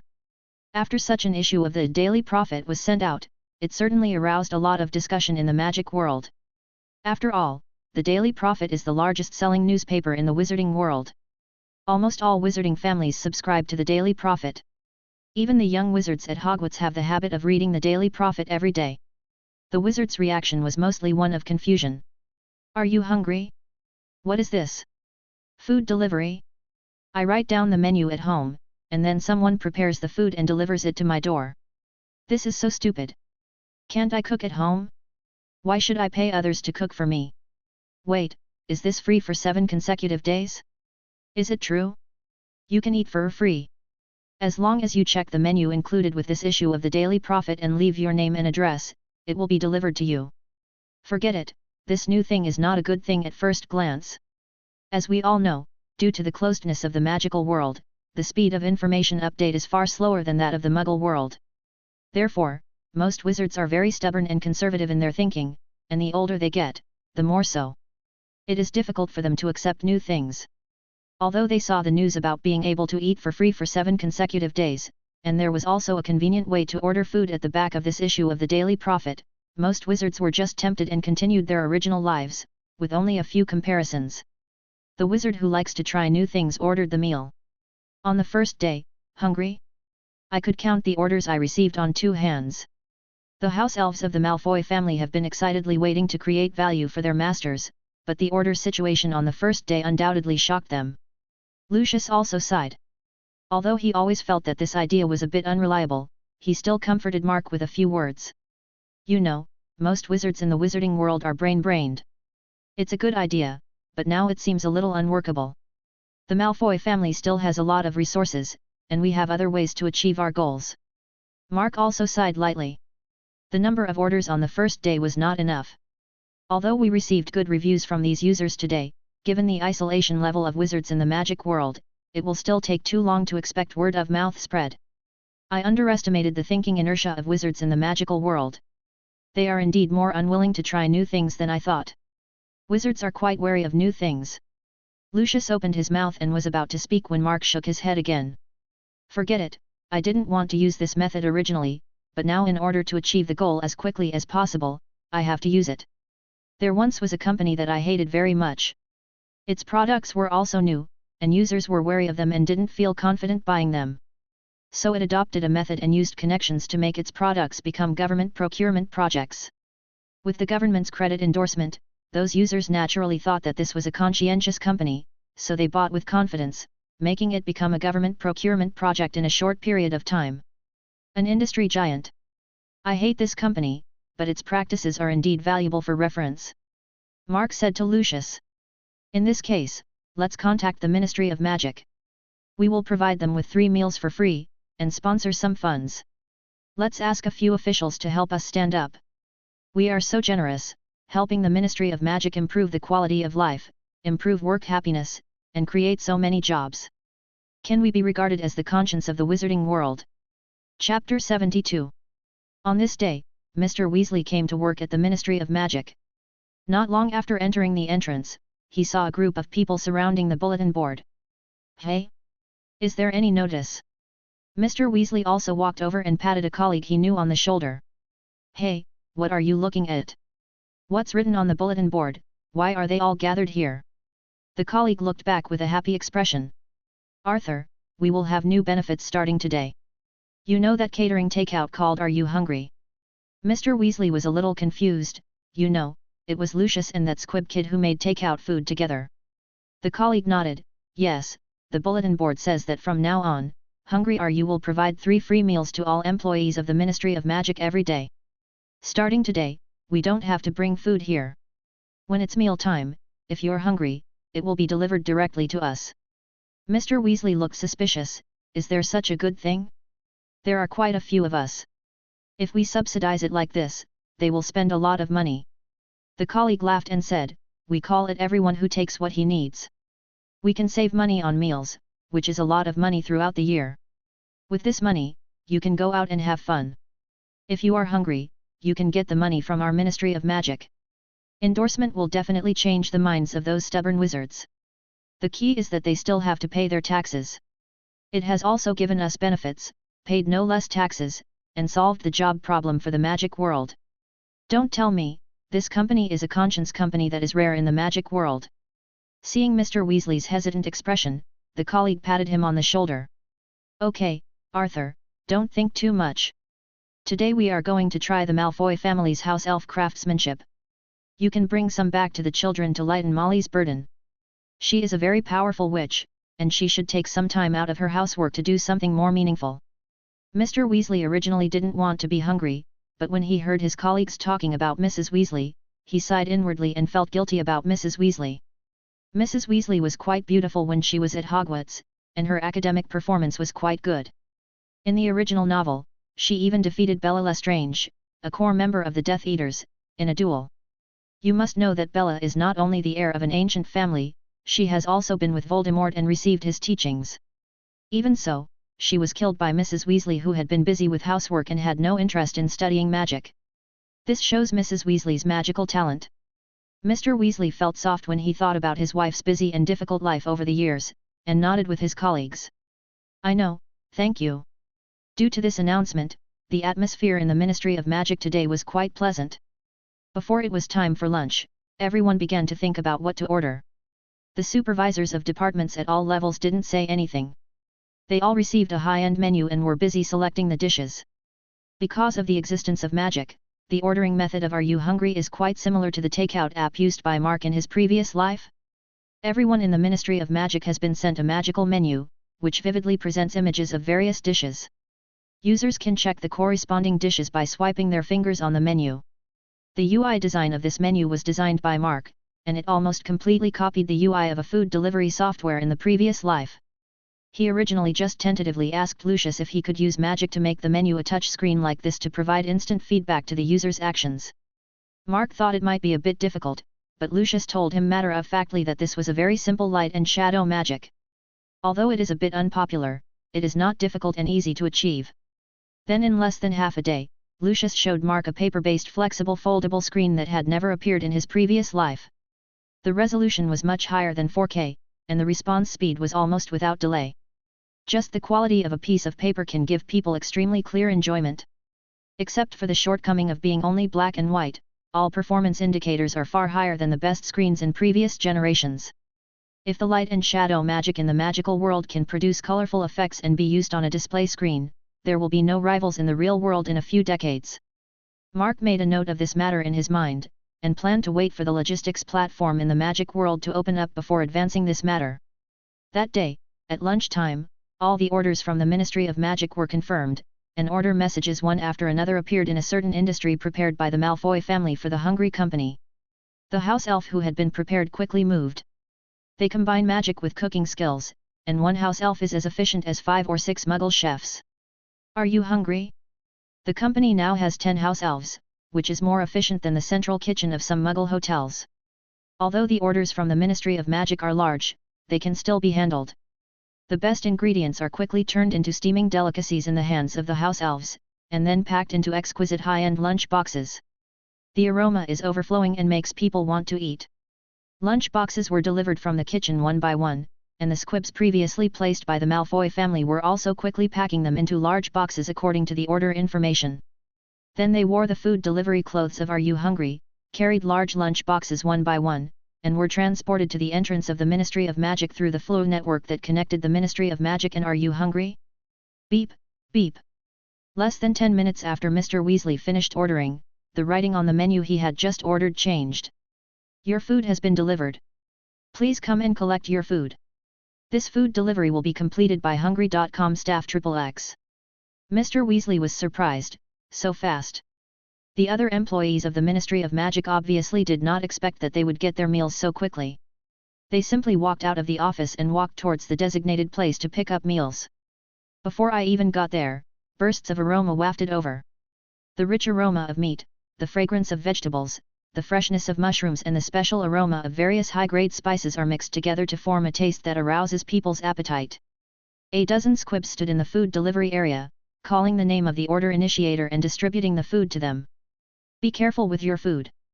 The delivery boy's service was excellent, and the Ministry of Magic employees took their meals very politely.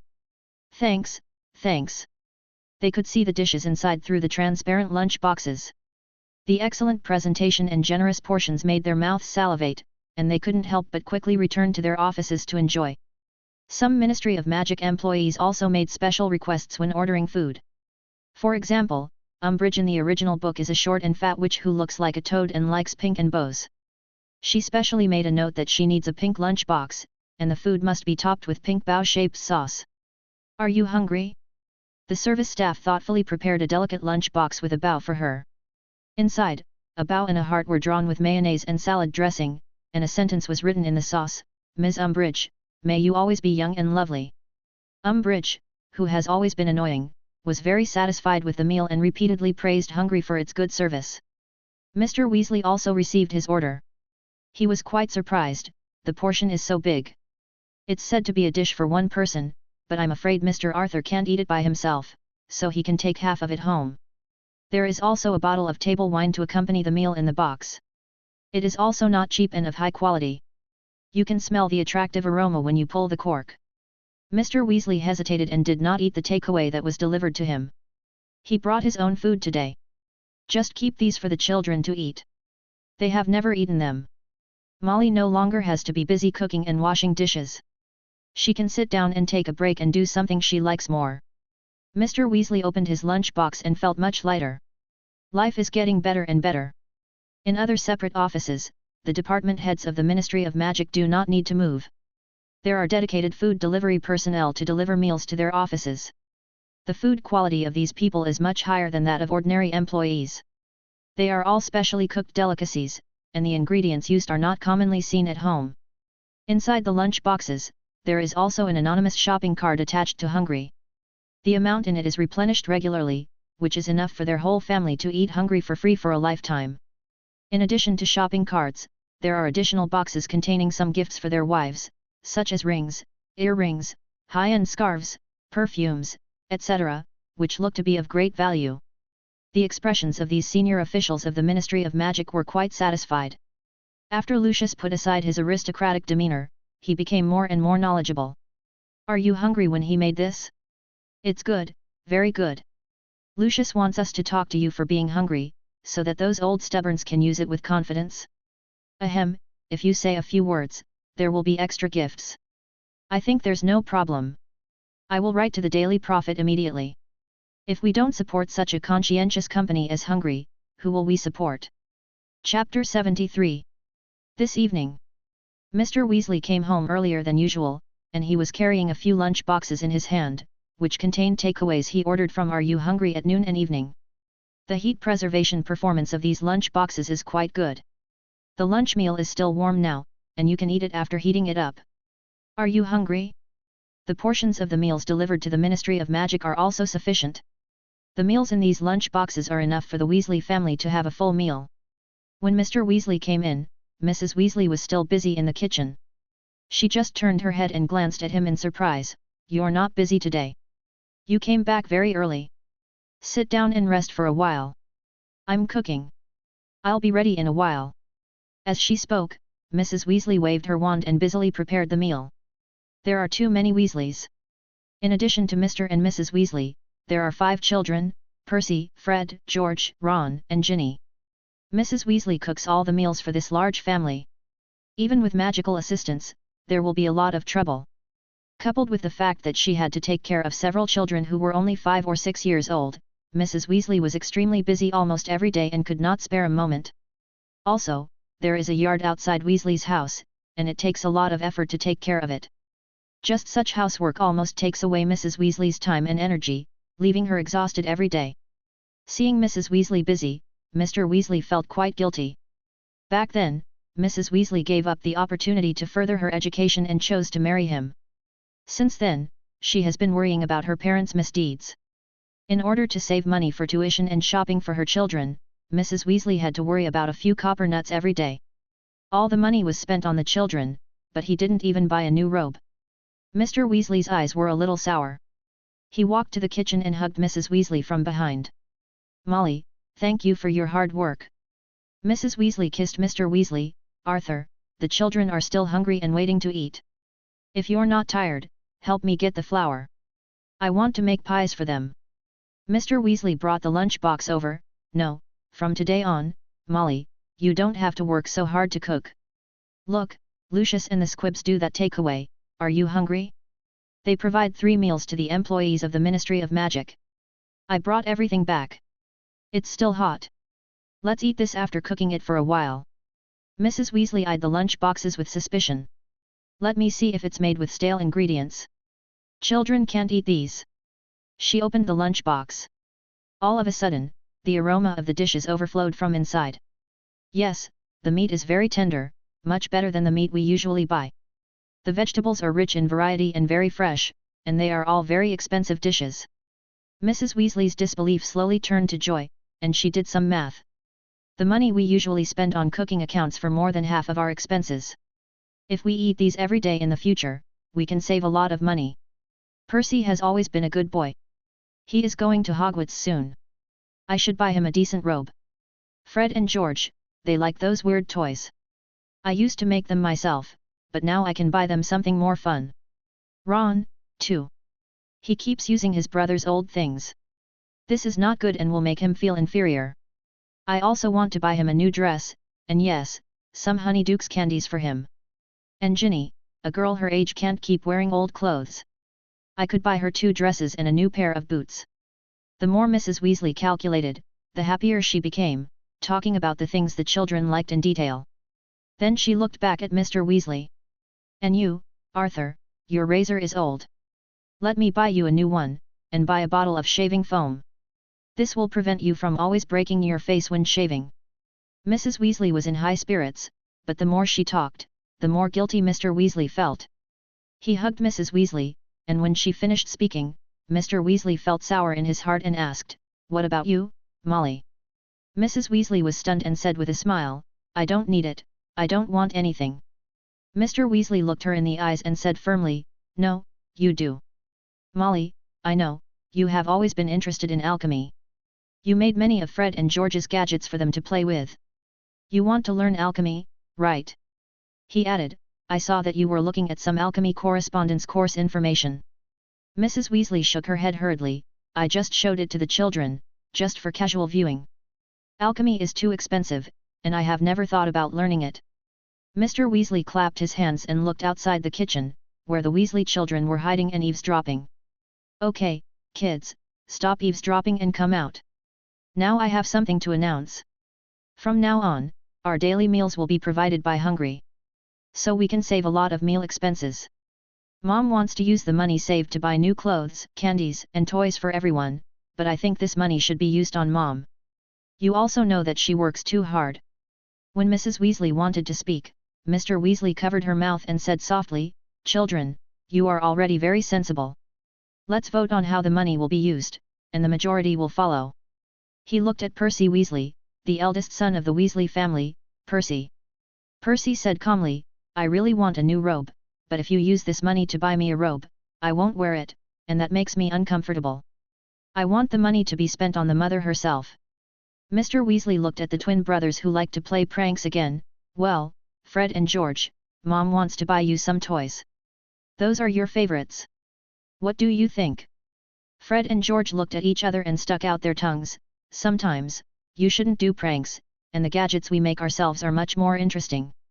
Give it to Mom. We're not that ignorant." Ron, a stingy guy, would definitely disagree. Ron blushed and waved his fist. "You are talking nonsense. I don't want it. Although I feel uncomfortable wearing their old clothes, but using this money to buy clothes, I will be even more uncomfortable. Ginny also smiled sweetly, the dress my mother made for me is very nice, and I have much better hairpins and hairbands, but my mother doesn't have new clothes or new hairpins. I want my mother to be happy and not have to work so hard.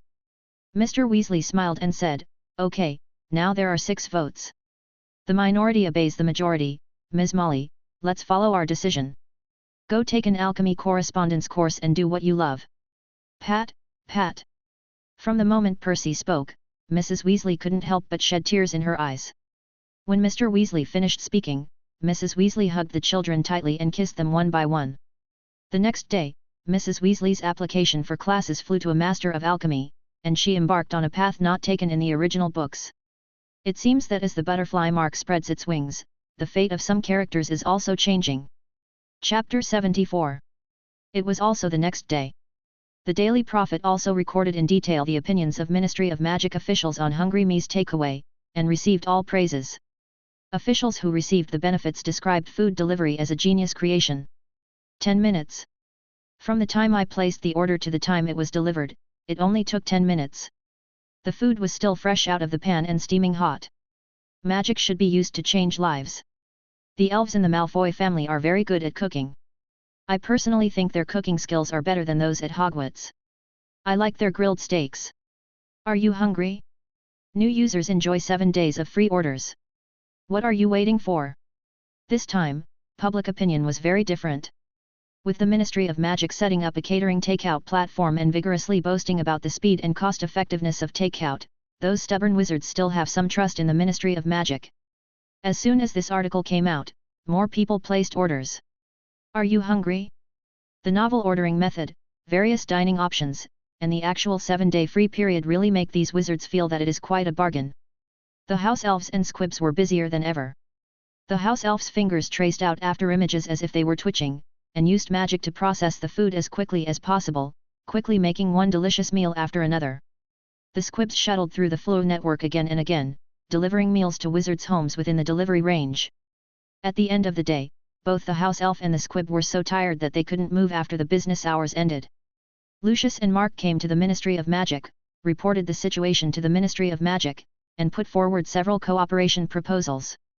Dear Minister, if more permissions of the Flow network can be opened to us, our business expansion will be faster. Also, we also want to build food warehouses throughout the magic world, where prepared meals can be stored directly. Orders placed by wizards will be shipped directly from the nearest warehouse, which can also greatly improve distribution efficiency. What do you think of this? As a thank you for the support of the Ministry of Magic, are you hungry? In addition to paying taxes every year, we will also pay an additional fee for the use of the Flow network to the Ministry of Magic. The more orders we receive, the more use of the Flow network. The more times you do it, the higher the fee will be. Under such conditions, the Minister of Magic and the Minister of Finance were also very excited. After a while of deliberation, they didn't think there would be any harm in granting Flow network access to a company composed of house elves and squibs. What's more, this can also create a considerable income for the Ministry of Magic. In the end, the Ministry of Magic agreed to Lucius and Mark's proposal. Lucius and Mark looked at each other with joy in their eyes. Things went more smoothly than they expected. With this level of Flow network authority and the warehouses they have established throughout the magic world, Mark and the others can transport equipment in the magic world openly using official channels, without even reporting to the Ministry of Magic. Mark breathed a sigh of relief. In this way, the first phase of the tasks assigned to him by the country can be regarded as completed ahead of schedule, and he can be regarded as worthy of domestic resource support. The rest will be left to other members of the organization. If you want to purchase machinery processing equipment, let Zasek Company come forward, and subsequent transportation will follow the previous operations. As for equipment in other fields, Zasek Company will enter the semiconductor industry this year, and next year at the latest. Optical equipment such as engraving machines can also be shipped to China to help the development of China's semiconductor industry. There was a glimmer of light in Mark's eyes. The organization's operation in the magical world is on track, and it's time for me to focus on myself. Now I have entered the magical world as a squib, and I have a lot of wealth on the surface. If the tree is big and attracts the wind, some wizards who are short-sighted may be eyeing me. Based on the abilities that the Aurors have shown before, the wizards in this world have a very high level of force, and dark wizards may be quite difficult to deal with. Improve my combat ability first, and then prepare for the next transformation. Regarding his promotion direction, Mark had already made a plan before. First, he needs to kill a lot in order to level up. Either killing wizards or magical animals. The stronger the object you kill, the more experience points you get. Secondly, part of his main source of combat power is his own necromancy, and the other part is the skeleton warrior. If you can strengthen these two aspects while upgrading, the efficiency of becoming stronger can be said to be quite high. Dragon, if you kill a dragon, you will get a huge amount of experience. Use the dragon's corpse to summon a skeleton warrior, and the skeleton warrior's skeleton material will be dragon bone. It is estimated to be at least several times stronger than it is now. Mark slowly pulled out a staff with a cold light. This is the staff he made after killing a werewolf before. For him now, the increase of this staff is better than nothing. But dragon bones, dragon tendons and dragon blood are all excellent magic materials. If you use them to make a staff, it will probably be several times more powerful than the one you have now. Slaying a dragon will quickly increase my strength. Mark's eyes showed a cold light. Slaying a dragon may be a bit difficult in the British wizarding world, as there is too much movement. But if you go to Romania, there will be no problem. There are many more dragon farms there than in the British wizarding world. According to the records of the Malfoy family, wizards in Romania are generally aggressive, and gladiatorial combat is quite popular there. In these arenas, dragon fighting is always the most exciting event. Lucius, help me contact the Ministry of Magic in Romania. The caliber I gave is that I want to go there to see if there are any investment opportunities, and I hope to cooperate with them. Lucius was a little surprised when he heard that Mark was going to Romania, but he didn't ask any more questions, thinking that it might be a mission of the organization. No problem, I'll contact the Ministry of Magic later. Do I need to send a few people to follow you? The wizard over there is quite aggressive. Mark thought about it for a while. Let the two house elves follow me. It will make life easier along the way. As for my safety, the organization will make arrangements, so don't worry. Lucius nodded when he heard this, and went directly to contact the Ministry of Magic without hesitation. Although the Ministry of Magic was quite surprised by Mark's actions, the success of Are You Hungry proves that this squib kid has extraordinary business talents. He may have seen some business opportunities in Romania. Approval from the Ministry of Magic came quickly. In order to obtain the cooperation of the Romanian Ministry of Magic, Mark's visit was conducted through the Ministry of Magic, so it was not convenient to fly. Fortunately, it is not too far away from the British magical world to the Romanian magical world. Mark and the others can use the flow network to reach the nearest teleportation point, and then use a broomstick or a thestral to rush to the Romanian magic world. Someone will greet Mark at the agreed location and take him to visit the Romanian magic world. Mark planned to prepare some things and set off in 3 days. I got the news that the squib will leave for Romania in 3 days. Then you kill him on the way. Guard? Haha, he only brings 2 house elves with him. God is helping you get rich. Use the Imperious Curse to control him, or simply kill him, and use Polyjuice Potion to imitate him. Not only can you get my commission, but you may also take away Hungary's huge funds. An elegant wizard hid in the shadows and gave calm instructions to several wizards in black robes who exuded murderous intent. As for me, I don't like petty profits. It's not something you can figure out my thoughts. Just do things for me honestly, otherwise. In the shadows, countless deeper shadows surged, the aura of evil filled the air, and the powerful black magic frightened these murderous black wizards. The leading dark wizard replied. Understood. It's just a squib and 2 house elves. Kill them and we'll each get what we need. Chapter 75. In an isolated castle in the magical world, a hidden family lives here silently. At this time, in the basement of the castle, dim candles flickered, and an indistinct statue loomed in the darkness, showing an indescribable horror. A wizard in black robes knelt down in front of the statue, holding an ancient book in his hand, and murmured a low and hoarse voice, like a vague whisper from a distant time. The book in his hand was painted with patterns that would frighten any wizard in the magical world. In the picture, Merlin, revered as the god of magic, holds up his wand, and King Arthur holds the sword that symbolizes victory and glory, but a black shadow penetrates the elder tree growing in the cemetery. The extreme evil is conveyed through the pictures, making people shudder. The wizard worshipping the statue murmured.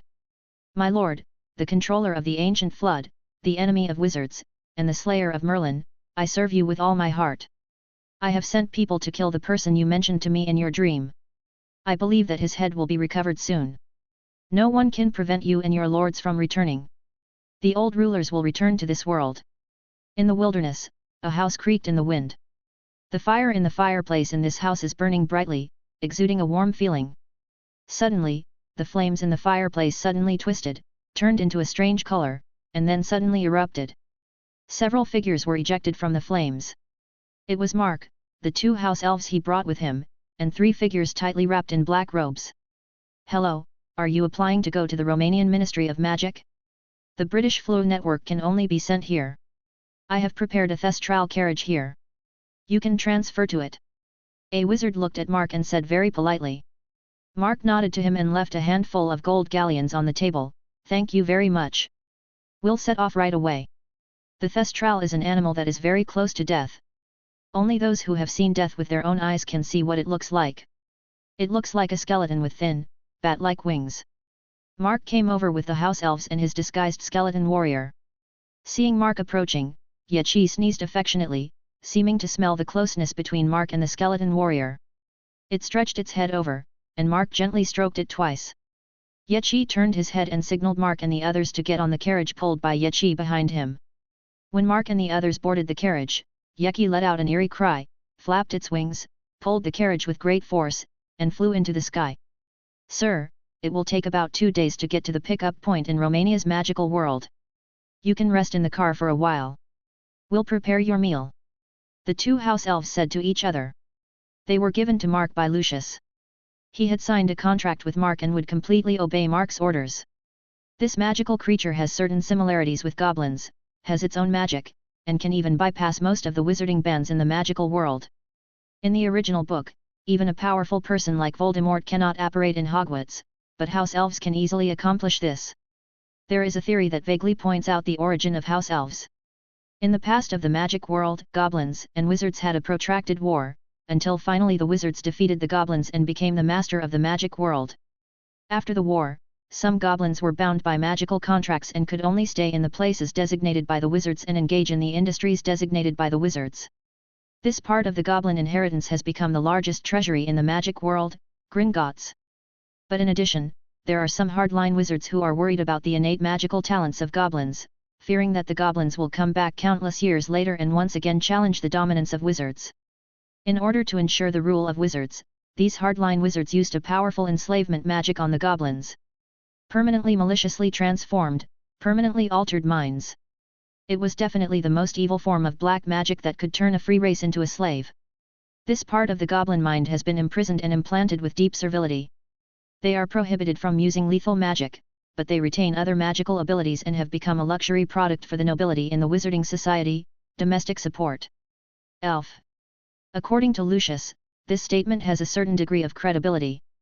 So to a certain extent, apart from being unable to use lethal magic, every house elf's magical power is even more powerful than most adult wizards. Moreover, they are absolutely loyal under the influence of magic. As long as it is an order given by Mark, they will complete it even if they die. The 3 undead Terminators summoned by Mark cooperated with the 2 house elves, and their combat effectiveness was much higher than the last time they faced the Auror hunt. Mark named the 2 house elves Ding Ding and Dang Dang. When he heard them telling him to rest, Mark shook his head slightly and looked out the window. He is different from ordinary wizards. He is full of energy, has a strong constitution, and is almost never tired. Sitting in the yucky carriage for a long and bumpy ride was a novel experience for him. The scenery passing by outside the window and the cold wind passing by made him feel very comfortable. You just prepare the meal, don't worry about me. Mark looked out the window, admiring the scenery. Yucky was very fast and tireless, and soon led Mark and the others away from the territory of the British magic world and headed towards the direction of the Romanian magic world. They went deep into the uninhabited land on the European continent and passed through the dense virgin forest below. The fresh air made people feel particularly comfortable. Mark could also vaguely feel that there were fluctuations of mysterious magic in some places he passed along the way. Whether it was Grindelwald, Dumbledore, or Voldemort, they all traveled throughout the magical world back then. Dumbledore's phoenix seems to have been acquired during his travels, along with his magical power of a strange nature. Grindelwald's Elder Wand was probably obtained from some ancient wizarding ruins. And Voldemort, he changed from Tom Riddle to what he became later, but he went through many dark magic rituals. Many of the magic he used are exclusive to him, and others cannot copy them at all. Maybe also is it related to these ruins buried in the magic world. Looking at the vast wilderness, Mark also felt that the water in the magic world was very deep. From Merlin's time, to the time of the founders of the 4 major colleges, and now, the magic world has buried countless secrets. He was thinking in his mind that after the British magical world was no longer conducive to his growth, he might try his luck traveling in the magical world to see if he could discover some ruins. Now let's go to Romania first, kill a few dragons at the dragon farm, and strengthen the undead Terminator with dragon bones, dragon tendons and dragon blood. Just when Mark was thinking about it, the nose of Yechi, who was speeding at high speed, suddenly twitched a few times, as if he smelled something dangerous, and he let out a hiss to warn Mark. Mark also felt a sense of danger in his heart, and the mark of Rune L appeared in his eyes. The Rune L represents seeing through and light. All illusions, darkness, and obscurations are unimpeded in front of Mark. When the Rune L appeared, Mark glanced around and immediately discovered that several hundred meters behind the Yeki carriage, 3 men in black robes were approaching under the illusion curse. The wands in their hands have been pointed at the carriage, and dangerous magic is spitting out from the top of the wand. The next moment, boom!